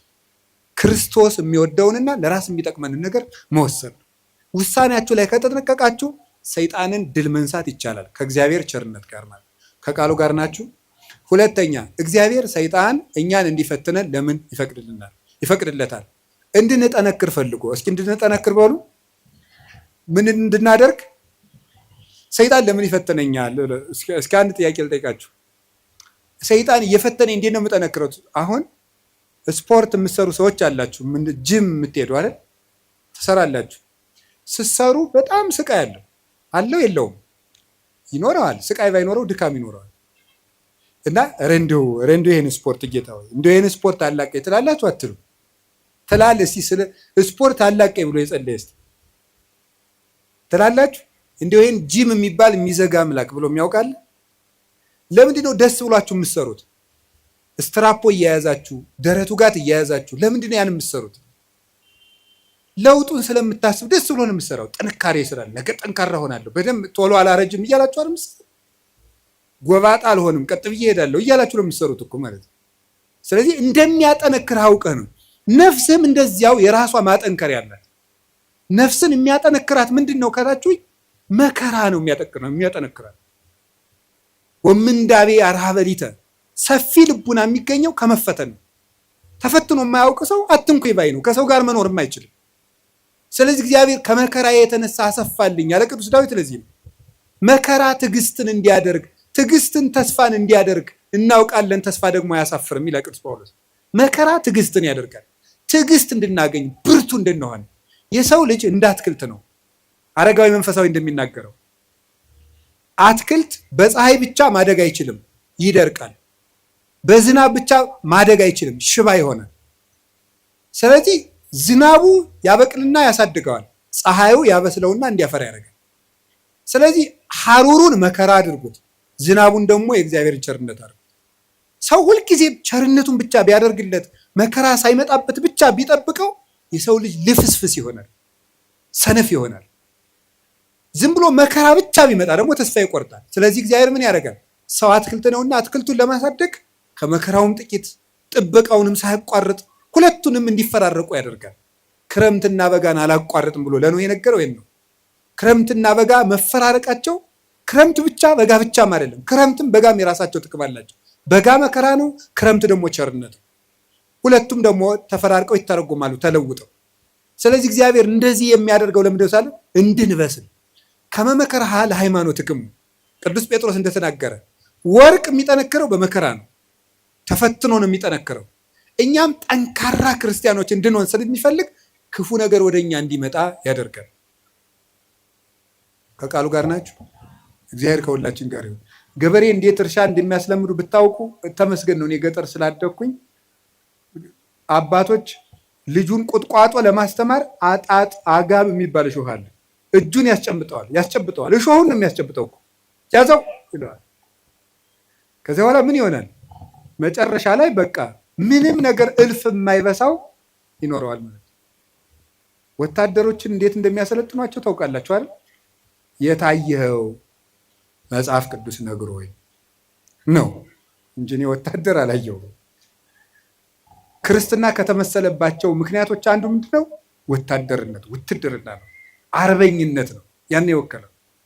ስለዚህ ለፍቶ ውሃ ጥሙን ችሎ ሩጦ ተሸክሞ እየሮጠ ተራራ እየወጣ ቁልቁለት እየወረደ በበረዶ እየረጠ በፀሐዩ እየሮጠ ነው የሚለምደው። ለምንድነው ሲባል ጠንካራ ድል የማይነሳ እንዲሆን። እስመ ይኮነ ቀትልነ እምኀበ ሥጋ ወደም፣ ውጊያችን ከስጋና ከደም ጋር አይደለም። አላ ምስለ መኳንንት ርኩሳት እለ ይኮንንዎ ለጽልመት፣ ጨለማውን ከሚገዙት ከአጋንንት ጋር ነው ውጊያችን። ለስጋዊ ውጊያ ስጋዊ ብርታት እንደሚያስፈልገው ለመንፈሳዊ ውጊያ መንፈሳዊ ብርታት ያስፈልገዋል። እግዚአብሔር ለምንድን ነው ፈተና እንዲመጣ የሚያደርገው ካላችሁኝ ሊያጠነክረን ስለሚፈልገው። ወርቅ በእሳት ተፈትኖ እንደሚጠራ በመከራችሁ የተፈተነ ሃይማኖታችሁ ጌታችን መድኃኒታችን ኢየሱስ ክርስቶስ በመጣ ጊዜ በክብርና በምስጋና እንድትገለጡ ያደርጋችኋል ይላል። እስመ መከራሃ ለሃይማኖትክሙ ትትረከቡ ሀለወክሙ በስብሐት ወበውዳሴ አመ ያስተርኢ እግዚእነ ኢየሱስ ክርስቶስ ከመ ወርቅ ንጹሕ ዘይትበደር ዘአመከርዎ በእሳት። በእሳት እንደተፈተነ ወርቅ ንጹሕ፣ በእሳት ተፈትኖ ንጹሕ እንደሆነ ወርቅ የተፈተነው እምነታችሁ ጌታችን ኢየሱስ ክርስቶስ በመጣ ጊዜ በክብር እንድትገለጡ ያደርጋችኋል ይላል። ስለዚህ ለምንድን ነው እንድንፈተን ያደርጋችኋል? እንድንጠነክር ነው። ከቃሉ ጋር ናችሁ? እግዚአብሔር ከሁላችን ጋር ይሁን። እግዚአብሔር ጠንካራ ያደርገን። መከራ ጥንካሬ፣ ትዕግስት ይሰጣል። ትዕግስት ተስፋ ይሰጣል። ተስፋ ደግሞ አያሳፍርም። ተስፋም ክርስቶስ። ሶስተኛ፣ 5 ናቸው። ከዚያ ጨርሳለሁ። ሶስተኛ፣ ለምንድን ነው ጌታ በሰይጣን እንድንፈተን ወይም ሰይጣን እንዲፈትነን የሚፈቅድለት ለምንድን ነው ስትሉም ክርስቶስን እንድንመስል ነው። ክርስቶስን እንድንመስል ነው። ጌታችን መድኃኒታችን ኢየሱስ ክርስቶስን እንድንመስለው እንፈተናለን። ክርስቶስን መምሰል እምከመ አርአይነ ሕማመ ምስሌሁ ንኤሪ ክብረ ምስሌሁ፣ ከሱ ጋር መከራ ከተቀበል ከሱ ጋር ከሞትን በመከራ ከተባበል ከሱ ጋር እንነሳለን ይላል። ሕማምነ ዘለሰዓት ክብረ ወስብሐተ አፈድፍዶ ይገብር ለነ፣ የጊዜው መከራችን የዘላለም ክብርን አብዝቶ ያደርግልናልና ይላል ቅዱስ ጳውሎስ። የጊዜው መከራችን የሚለውን ፊሊጎስ የተባለ ሊቅ የሰዓት መከራችን ብሎ ያነባዋል። ለምን ነው ቅዱስ ጳውሎስ ስለ ክርስቶስ የምንቀበለው መከራ የሰዓት ያለው? እድሜ ዘመናችን ሁሉ የምንቀበለውን ፈተና ለምንድን ነው የሰዓት ፈተና ያለው ይልና ዓለም ከተፈጠረ ጀምሮ እስከሚያልፍ ድረስ የተፈጠረ የሰው ልጅ ሁሉ የሚቀበለው መከራ በመንግስተ ሰማያት ከሚያገኘው ደስታ አንጻር በጣም ትንሽ ነው። ያንዳችን ብቻ አይደለም። አዳም ከተፈጠረ ጀምሮ ዓለም እስከሚጠፋ ያለው በአጠቃላይ የሰው ልጅ የተቀበለው መከራ በሙሉ ቢደመር መንግስተ ሰማያትን ለደቂቃ አይቶ የመደሰትን ደስታ ያህል እንኳን ሊሆን አይችልም። ለደቂቃ እንኳን አይቶ የመደሰትን ያህል ንጽጽሩ ገብቷችኋል? መንግስተ ሰማያት እንዴት ያለች ውብ እንደሆነች ብታውቁ በእውነት ማለት እኔም አላውቃትም።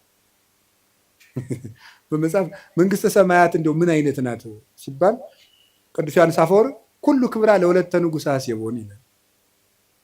እሺ የንጉሥ ልጅ ሀብቷ ስንት ነው? እስኪ የሚነግረኝ የንጉሥ ልጅ ሀብቷ ስንት ነው? ወይም የንጉሥ ልጅ ሀብቱ ስንት ነው?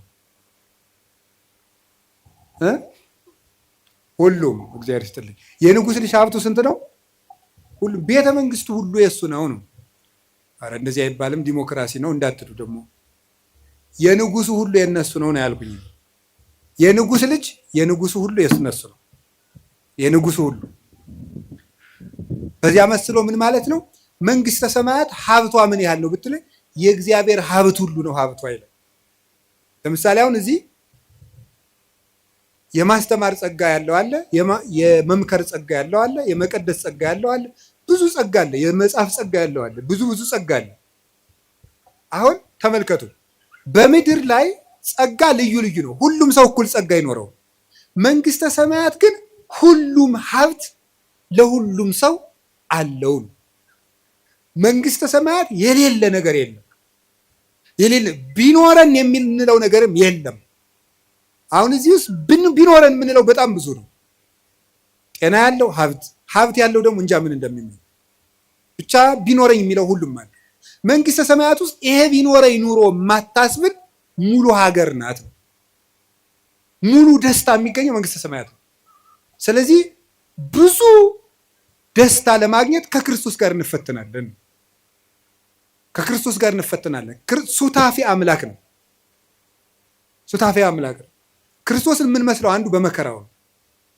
ዓርብን ከመሰል እሁድን መስለን እንውላለን። ዓርብ አብረነው ከተሰቀል እሁድ አብረነው ብርሃን እንለብሳለን። በክርስቶስ የምናምነው ትንሣኤውን ብቻ ሳይሆን ስቅለቱን ጭምር ነው። መቼም ዓርብን ትቶ እሁድን ብቻ የሚያምን ክርስቲያን የለም። ዓርብንም እሁድንም የምናምን ከሆነ እሁድ ትንሣኤውን ደስ የሚለን ከሆነ ስቅለቱንም መውደድ አለብን። እንደዚያ ከሆነ እንደ ዓርብ ውሎው እንሰቀላለን፣ እንደ እሁድ እንነሳለን። ማንም ይሰቅለን? የገዛ ስጋችን ይሰቅለናል፣ ዘመዶቻችን ይሰቅሉናል፣ ዓለም ትሰቅለናለች፣ ጋኔን ይሰቅለናል፣ ጥቅማቸው የተነካባቸው ሰዎች ይሰቅሉናል። ብዙ ስቅላት አለው። ስቅላት ማለት በችንካር መቸከል ላይሆን ይችላል። ከክፉ ሰው ጋር መኖርም መስቀል ነው። እሱም ራሱ መስቀል ነው። ስድብ መቻል ራሱ መስቀል ነው። ለምንድን ነው እንደው የሚጨቀጭቀኝን እገሬን የማያላቅቀኝ? ከዚህ ጨቅጫቃ ጋር እንደው እግዚአብሔር ለምን የማያላቅቀኝ? መስቀል ነው። ዓርብን ለምን ትጠላለህ? መስቀል ነው። እንዲሁም ማር ይስሐቅ ምንድን ነው የሚናገረው? ከባልንጀራው ስድብን የሚናገር ሰው የክርስቶስን መስቀል በዕለተ ዓርብን ተገኝቶ እንደተሸከመ ይቆጠርለታል። ስድብ የሚታገሰው ባልንጀራው ሲሰድበው ዝም ብሎ የሚሄድ ሰው እንግዲህ ክርስቶስ ክንድ ሙሉ ችንካር ከታገሰ የወንድምህን የሚጠሉትን አይሁድ ችንካር ከታገሰ የወዳጅህን ስድብ እንዴት አትታገስም? እንዲያውም ቅዱስ ዮሐንስ አፈወርቅ የሚለው ጠላቶቻችሁን ውደዱ ብሎ ቢያዘን ወዳጆቻችንን ጠልተን እንደው ምን ይበጀን ይሆን? ጠላቶቻችሁን ውደዱ ብሎ አዘዞን፣ ወዳጆቻችንን ጠልተንማ ምን እንመልስለታለን? እስቲ እግዚአብሔር ያሳየን። የሚረግሟችሁን መርቁ ብሎ ሰው ሚስቱን መውደድ ካቃተው፣ ባሏን መውደድ ካቃተን፣ እማያምኑትን ውደዱ ተብሎን ክርስቲያን መውደድ ካቃተን እንዴት ብለን ነው አሁን ለክርስቶስ እንመልስለን?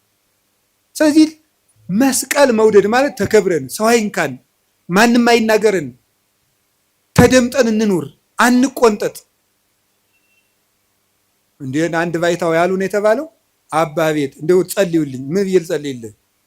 እንደው ቢናገሯት መሬት የሆነች እሺ፣ ምንም በቃ እንደው ጥበበኛ የሆነች እሺ፣ ሰርታ የማትታክት እሺ፣ ያዘዟትን የምትሰራ እሺ፣ አንድ ነገር የማትቀየም እሺ፣ ንግግሯ ለስላሳ እሺ፣ መልኳ ይቀረሽ የማትባል ሚስት ስጠኝ ብለው ይጸልዩልኝ።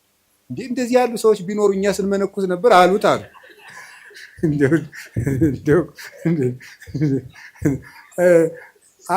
እንደዚህ አሉት ይባላል። እንዴ እኮ ይገርማል እኮ። እንደዚያ ስላችሁ ጊዜ ግን እኛ ሴት ጠፍቶ ነው የመነኮስን ማለት አይደለም። እሺ እንደው እናንተ እኮ ክፎች ናችሁ። እንደው እንደዚያ እንዳትወስዱት ደግሞ ማለት ነው። እንደዚያ ሳይሆን ምን ማለት የመሰላችሁ ይውላችሁ በቃ እንዲሁ ምድር የሆነች ምድር የሆነ እንዲሁ ትንፍስ የማይል እንዲሁ የተደላደለ ሰው ስጠኝ መድኃኒዓለም ይላል። ተው እንጂ እንደዚያ ያለ ሰው የሚገኘው ገነት ስትገባ ነው። የለም እንደዚህ ያለ ሰው እወቁት ነው። አውቀን መግባት አለብን።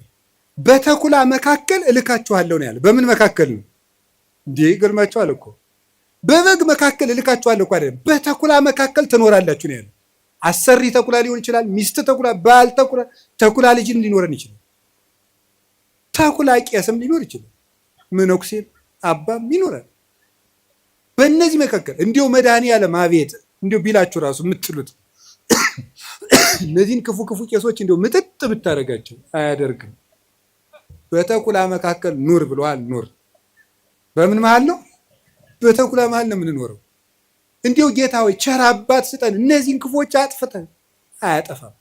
እስከ ዓለም ፍጻሜ መናፍቅም አይጠፋም፣ ሌባም አይጠፋም፣ ሙዳየ ምጽዋት ገልባጭም አይጠፋም፣ ጉቦኛም አይጠፋም፣ ወንበዴም አይጠፋም፣ ዘረኛም አይጠፋም። ተኩላም አለ፣ በግም አለ ክርስቶስ ከሚመጣ ድረስ። ይሄንን አውቃችሁ ዓርብ አብረነው መዋል፣ እሑድ አብረነው ትንሣኤውን ማክበር። እስኪ ዓርብም አብረን እንውላለን በሉ። እሺ እሑድም አብረን ደስ ይለናል በሉ እንጂ። ዓርብ አብረነው እንቀበራለን በሉ። እሑድ አብረነው እንነሳለን። እስኪ ዓርብን ተወዷታላችሁ? ስቅለትን ተወዷታላችሁ? በጣም ጥሩ። ዓርብን ዓርብ እኮ ስቅለት እኮ ገነት የተከፈተበት፣ ዲያብሎስ የተሻረበት፣ ካሳ የተካሰበት፣ ቤዛችን ኢየሱስ ክርስቶስ ለኛ ቤዛ አስታራቂ ብሎ ስጋውን ቆርሶ ደሙን አፍሶ የሰጠበት፣ ማእከለ ሰማይ ወምድር ሆኖ ምድርና ሰማያትን በሙሉ የቀደሰበት ቀን ነው። ዓርብን ከወደዳችሁት ከጎረቤትም ከልጅም ከቤተሰብም ከዚህ ዓለም ሲስተምም ከባለስልጣንም ከምንም የምንቀበለው መከራ ሁሉ ዓርብን መሳተፍ ስላለብን ክርስቲያኖች ይሄንን ሱታፌ ሊያመልጠን አይገባም። እንዲሁም መንግስተ ሰማያት ከዮሐንስ መጥምቅ እስከ ዛሬ ተገፍታለች አለና ምንድን ነው ያለው? ግፏን ይትማሰጥዋ ግፈኞች ይነጣጠቋታል ይላል። ይሄን ምን ይላሉ? መከራ አይለፈን ብለው ልክ የተራቡ ሰዎች የሚወዱትን ምግብ እየተነጣጠቁ የሚመሩት መከራውን እየተነጣጠቁ ትሩፋቱን የሚሰሩት ናቸው። እነ ቅዱስ ፋሲለደስ እኮ ምንድን ነው ያሉት መስላችሁ? ይሄ ዲዮቅልጥያኖስን እንዲህ ያሉት እኛ ክርስቶስ እናምናለን አለ። አንተ ታምናለህ? አታምንም? አናምን። አላምንም አለ። ከዚያ ምን አሉት መሰላችሁ? ክርስቶስን የሚያምንን ሰው የምትገድል ሰው አይደለ፣ እኛን የማትገለን ከሆነን አንተን እንገድላለን አሉት። እንዴ ምን ማለት ነው ይሄ? ክርስቶስን የሚያምን ሰው ይገላል። እነሱን ግን በስልጣናቸው ፈልቶ እነሱ ሰማዕትነትን እየፈለጉ አልገላቸዋል። ክርስቶስን የሚያምነውን ሁሉ ክርስቲያኖች ከገደልክ እኛም ክርስቲያኖች ነን፣ ክርስቲያኖች ያልን ለምንድን ነው የማትገድል? እንዲገላቸው ያስፈራሩት ነበር፣ ሰማዕትነትን ከመውደዳቸው የተነሳ ማለት ነው። ስለዚህ ከክርስቶስ ጋር መሳተፍ እንዴት እድል ነው። ቅዱስ ጳውሎስ ምንድን ነው ያለ መሰላችሁ? ቢቻለኝስ በሞቱም እንኳን ልመስለው እወዳለሁ ነው ያለው።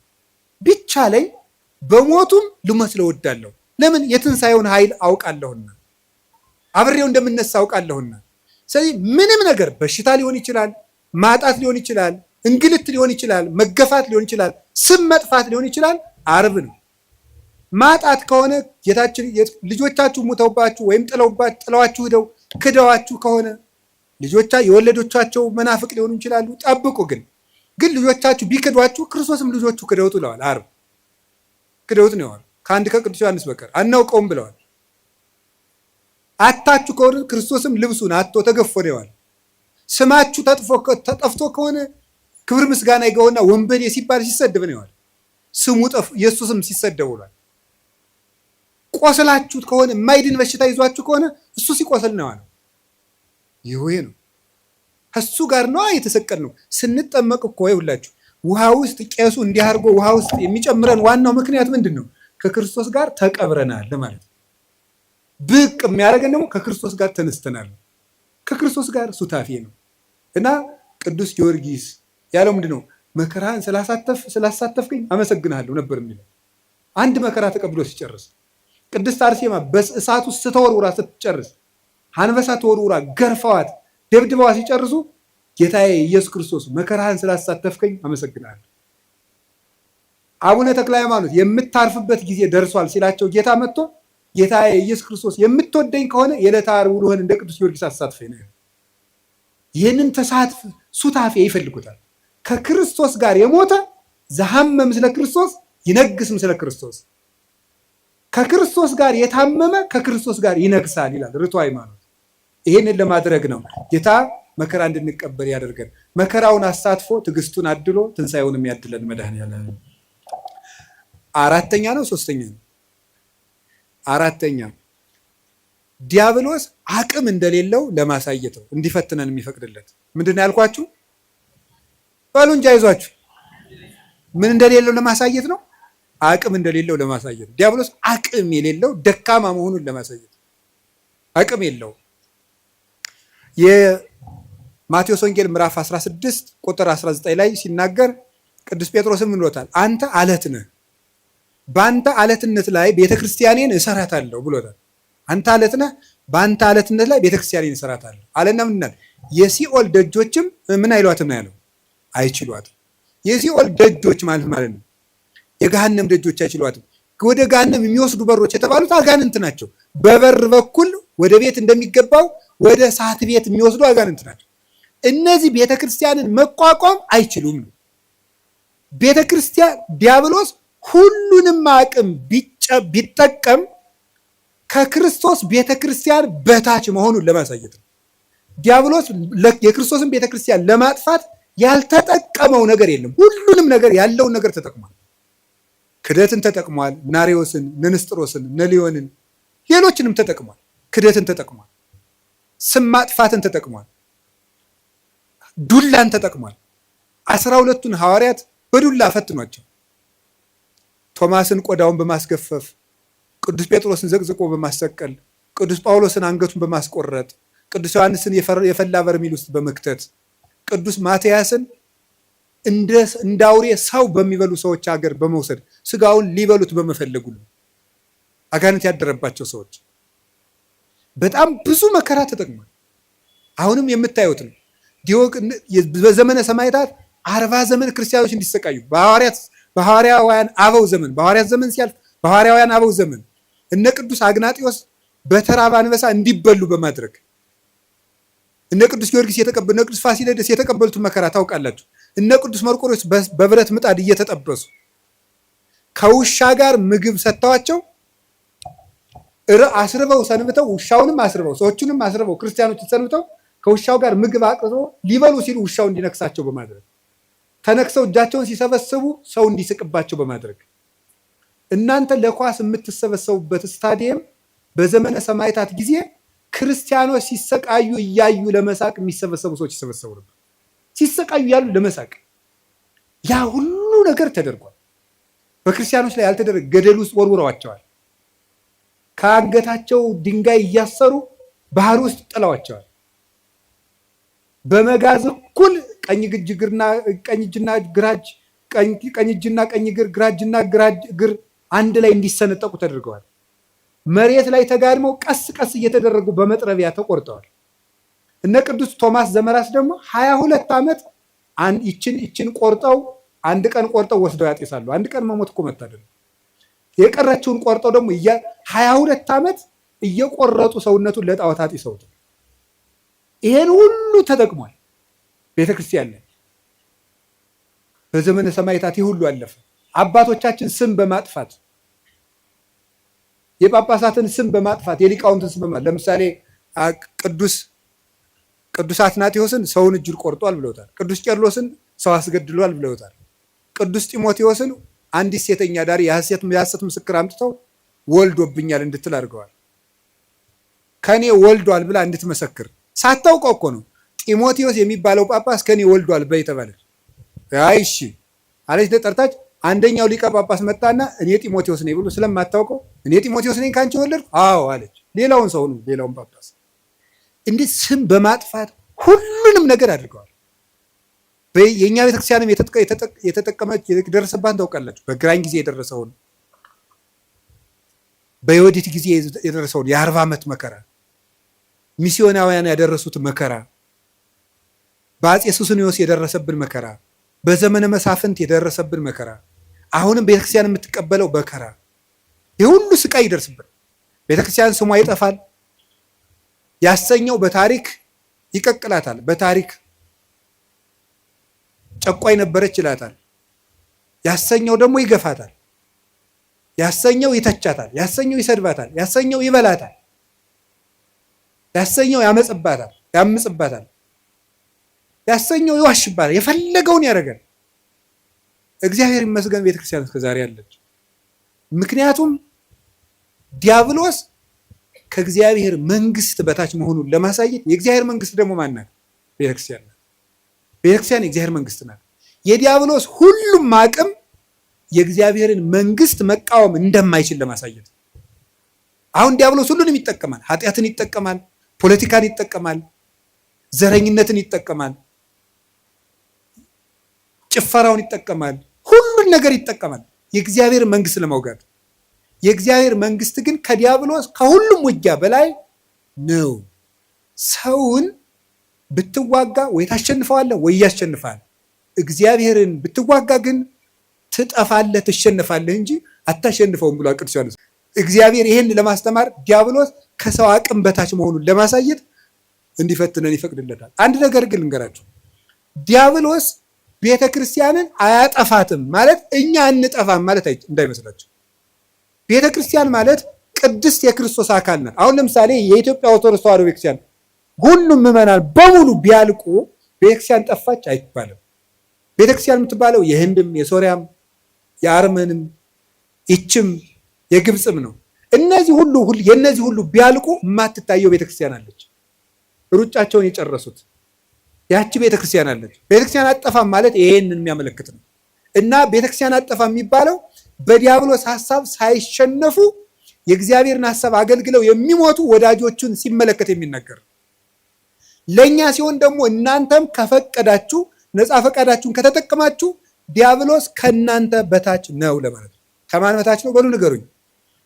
በሉ ንገሩ እንጂ ከማን በታች? ከዲያብሎስ በታች።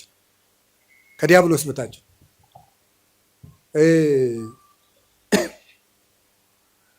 በጉልበት ያልተቻለ በእግዚአብሔር ይቻላል። ዲያብሎስ አሁን ዛሬ በጣም እኔ የገረመኝ በዚህ ዘመን የሚመጡ ሰዎች አንዳንዶቹ ምን ያደርጋሉ መሰላችሁ? ሁልጊዜ በቃ ሰይጣንን እንደማንችለው ያወሩን። ሰይጣንን በቃ አንችለውም፣ በሆነ ታምራት ካልሆነ ሰይጣን እንዳይችል። ሰይጣን ከማንም ክርስቲያን በታች ነው። በሉ በሞት ይበሉላችሁ። ሰይጣን በሉ ከማንም ክርስቲያን በታች ምንድን ነው? በቃ እናንተ ሁላችሁም ክርስቲያኖች በሙሉ ምዕመናን በሙሉ ዲያብሎስን የማሸነፍ ስልጣን አለን። ፊልጵስዩስ ምዕራፍ 4 ቁጥር 6 ላይ ኩሎ እክል በዘውእቱ አክህለኒ ክርስቶስ፣ ኃይልን በሚሰጠኝ በክርስቶስ ሁሉን እችላለሁ። እስኪ በሉ ኃይልን በሚሰጠኝ በሉ በክርስቶስ በማን? በክርስቶስ ሁሉን እችላለሁ። ኩሊት ካለ ዘያምን፣ ለሚያምን ሁሉ ይቻላል። የሚሳናችሁ ምንም የለም ብሎናል እኮ ክርስቶስ። የሚሳናችሁ ምንም የለም። ማንኛውም ክርስቲያን አማትቦ ጸልዮ ዲያብሎስን ማሸነፍ ይችላል። ግን አንድ ነገር ልንገራችሁ፣ በጸሎት የብዛት ዲያብሎስን አሸንፈዋለሁ ማለት ቀልድ ነው እንዴ? ምን ማለት ነው? ምን ማለት እንዴ? ጸሎት ሰይጣንን አያሸንፍም እያልክ ነው? አላልኩም። ሰይጣንን የሚያሸንፍልን እግዚአብሔር እንጂ ጸሎታችን አይደለም። ገብቷቸዋል? የምንጸልየው ከእግዚአብሔር ጋር ለመሆን ነው እንጂ ዲያብሎስን ለመዋጋት አይደለም። አሁን ግልጽ ሆኖላችኋል? በገዳም መነኮሳት እንደመነኮሱ ገዳም እንደገቡ ምን ይሆናል መሰላችሁ? ወዲያው እንደመነኮሱ አካባቢ እንሽላሊት ምናምን እየመጣ ያስፈራራቸዋል። በጣም ክፉ ነው። እንሽላሊቱ እያለ ሁሉ ያስፈራራቸዋል።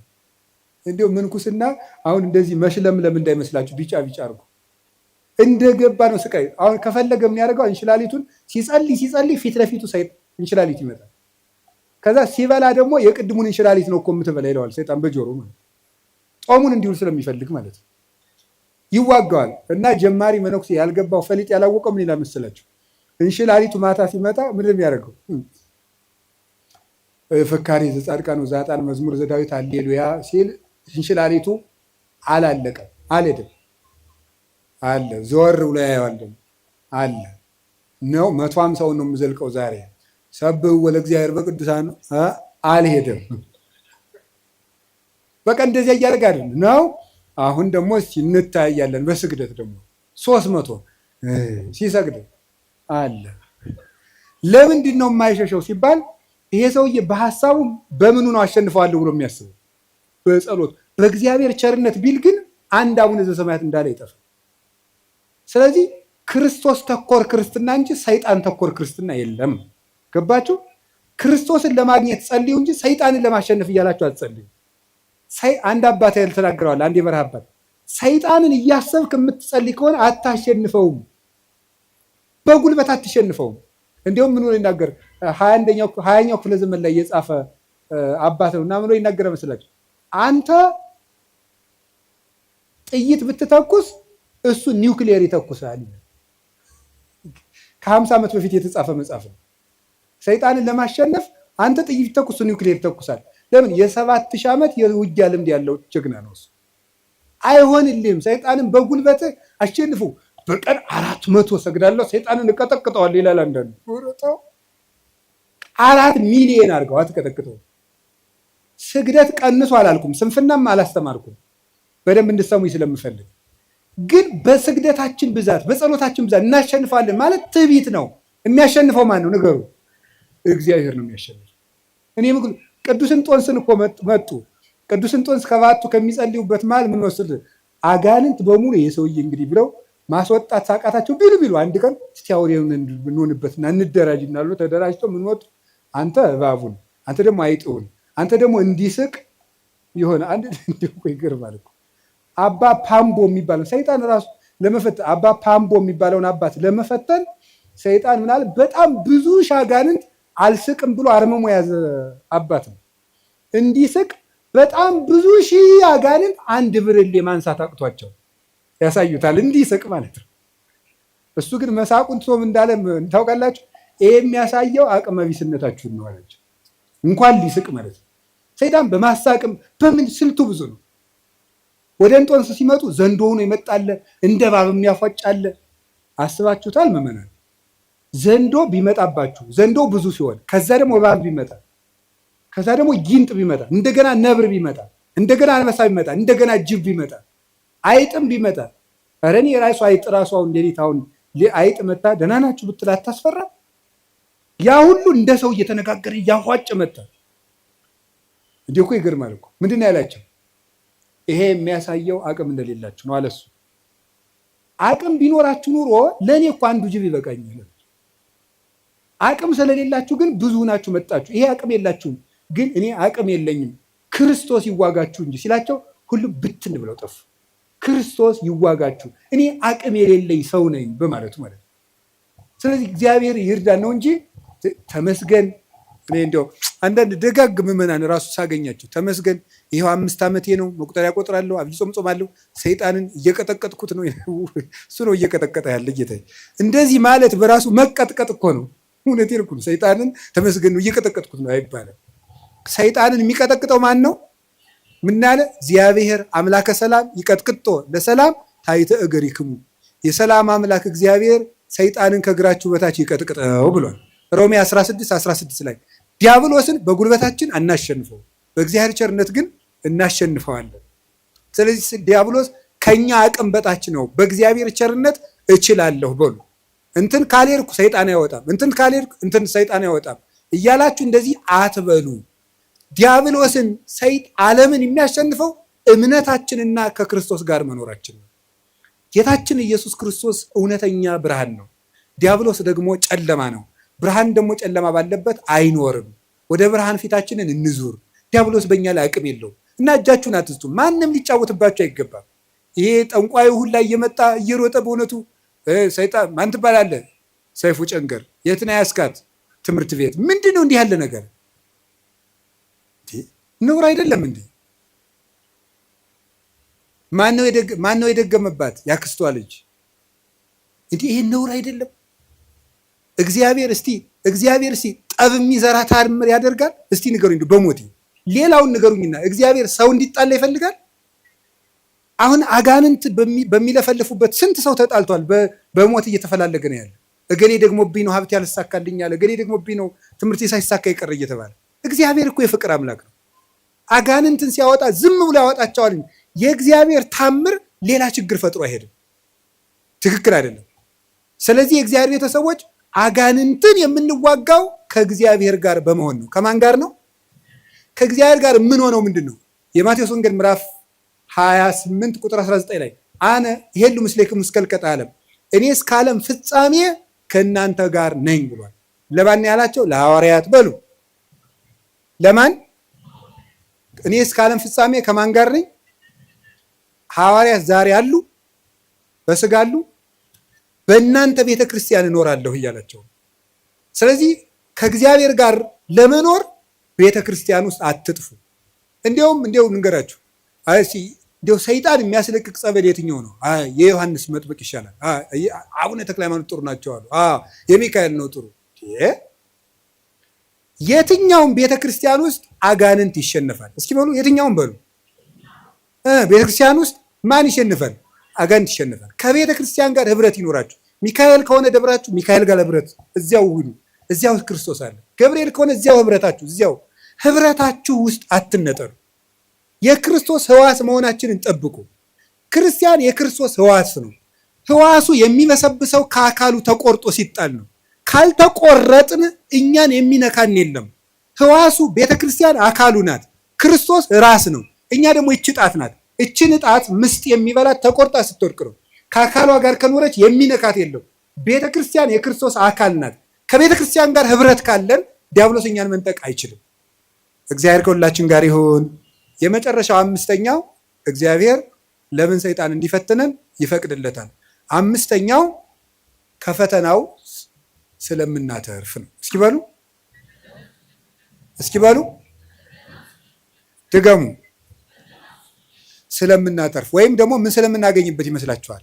ጸጋ ስለምናገኝበት ማለት ነው። ጸጋ ስለምናገኝበት አንድ ሁለት ነገሮችን ልጠቁምና ልጨርስ እዚሁ ሀሳብ ላይ። ለምሳሌ እግዚአብሔር ዲያብሎስ ኢዮብን ልፈትነው ሲለው ምን አደረጉ? ፈቀደለት? ከለከሉ? በል ንገሩኝ እንጂ። ፈቀደለት። ምኑን ፈተነው? ገንዘቡን ጨረሰበት። ከዛ ቀጥሎ ምኑን ጨረሰበት? ልጆቹን ጨረሰበት። ከዛ ቀጥሎ ምኑን? አካሉን። ሶስቱንም ነው ያጣ። ገንዘቡንም አጣ። ሰው እኮ ገንዘብ ቢያጣ ልጆቹ ሰርተው ይሰጡታል። ልጅ ቢያጣ ራሱ ሰርቶ ይበላል። ኢዮብ ሶስቱንም ነው ያጣ። ልጅም አጣ፣ ገንዘብ የሚያመጣ ልጅም አጣ፣ ሰርቶ የሚኖርበት ጉልበትም አጣ። ሶስቱንም አጣ። ዲያብሎስ ያን ሁሉ ሲነሳው እግዚአብሔር ዝም አለ። መጨረሻ ላይ ግን ከ7 ዓመት ፈተና በኋላ እግዚአብሔር እጥፍ ልጅ፣ እጥፍ ከብት፣ እድሜም ጨምሮ ሰጠው። ማር ይስሐቅ ይላል እስመ እግዚአብሔር ሎቱ ስብሐት በይንተ ብዝኃ ጸጋሁ ያበዋእ ለነፍስ ውስተ ኩሉ ጻዕረ ምንዳቤ። እግዚአብሔር ክብር ምስጋና ይግባውና ለነፍስ ስለሚሰጣት ብዙ ጸጋ ሲባል ሰውነትን ወደ ብዙ መከራ እንዲገባ ያደርጋል። እንድናተርፍበት ነው። ጸጋ እንድናተርፍ ነው። የመጀመሪያው ነፍሳችን እናተርፋታለን፣ ስጋችን እናተርፋለን። ምናልባት ከፈተና እንግዲህ እግዚአብሔር መሸለመኝ እንዳትሉ፣ ሽልማቱ ወይ ጊዜ ያለው ካልተሸለማችሁበት ደግሞ በነፍስ ሸልሟቸዋል ማለት ነው። ይሄን ነው መረዳት የሚገባው። ታሞ ነበረ። ታሞ እግዚአብሔር አያድነኝ አስተብቋይ ክወለ ጊዜ የስልሰ ጌታዬን 3 ጊዜ ፈውሰኝ አልኩት አለ። ከፍተኛ ራስ ምታትና ውጋት ነበረበት። ሌት እንኳን እየሰፋ ቀን ሙሉ የሚያስተምረው ቅዱስ ጳውሎስ ምንድነው ያለው መሰላችሁ? ጌታዬ ፈውሰኝ አለው። ምንድነው ያለው? ፈውሰኝ ሲለው ጌታ ምንድነው ያለው? የአክለከ ጸጋዬ፣ ጸጋዬ ይበቃሃል አለ። ምን ይበቃሃል ነው ያለው? ጸጋዬ ይበቃሃል። የሰጠው ጸጋ ብዙ ነው አለ። ይሄንን ወስዶ ቅዱስ ባስልዮስ ዘቂሳርያ ምን አለ? ድዊው ጳውሎስ ድውያንን ይፈውሳል ይላል። ምኑ ጳውሎስ? ድዊው ጳውሎስ ህመም አለው። ግን የቅዱስ ጳውሎስ ራሱን ማዳን ሳይችል ይታመማል። ግን የጨርቁ ጫፍ ተቆርጦ ሲሄድ ሞት ይፈራዋል። የቅዱስ ጳውሎስን ልብሱን እኮ ሞት ይፈራዋል።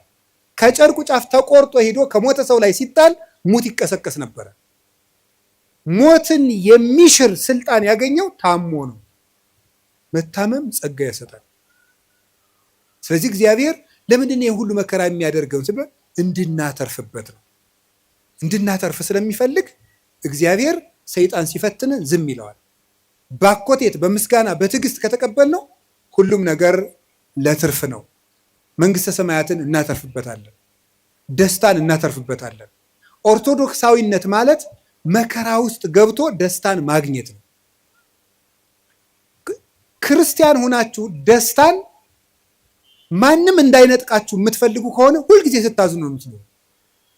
ክርስቲያንነት ማለት ዓለም የማይደሰትበትን ነገር መርጦ የማይነጥፍ ደስታ ውስጥ መግባት ነው። ያ የማይነጥፍ ደስታ ክርስቶስ ነው። እንዲህ አላቸው ሐዋርያትን፣ ወለፍስሐክሙኒ አልቦ ዘያህይደክሙ፣ ደስታችሁን የሚወስድባችሁ የለም አላቸው። ደስታችሁን የሚወስድባችሁ የለም አላቸው። ከዛ ዓይናቸው እንደሆነ አውጥተዋቸዋል፣ እጃቸውን ቆርጠዋቸዋል፣ ገርፈዋቸዋል፣ ከምኩራብ አውጥተዋቸዋል፣ የፈላ እሳት ውስጥ ጥለዋቸዋል፣ ወርውረዋቸዋል፣ ደብድበዋቸዋል፣ ከበሬ ጅራት ቋጥረው ጎትተዋቸዋል። እንደዚያ ከሆነ ደስታችሁን የሚወስድባችሁ የለም የሚላቸው ለምንድን ነው? ደስታቸው ማን ስለነበረ ነው? እኔን የሚወስድባችሁ የለም ነው። በልብስ ልደሰት ብትል ልብስን ወይ ሰዎች ይወስዱታል፣ ወይም የተሻለ ልብስ አሰፍተው የሚመጡ ሰዎች ያስቀኑና በአንተ ልብስ መደሰት ታቆማለህ። በጤና ብትደሰት ሲያምህ ይከፋል። በመልክ ብትደሰት ስታረጅ ይከፋል። በሚስታችሁ ብትደሰቱ ስትሞት ይከፋችኋል። በባል ብትደሰቱ ሲሞት ይከፋል። ቅዱስ ጎርጎርዮስ እንደተናገረ በሀብት ብትደሰቱ ስታጡት ትከፋላችሁ። በሹመት ብትደሰቱ ስትሻሩ ይከፋችኋል። በክርስቶስ ብትደሰቱ ግን ማንም አይወስድባችሁ። እሱን ማን ይነጥቀናል?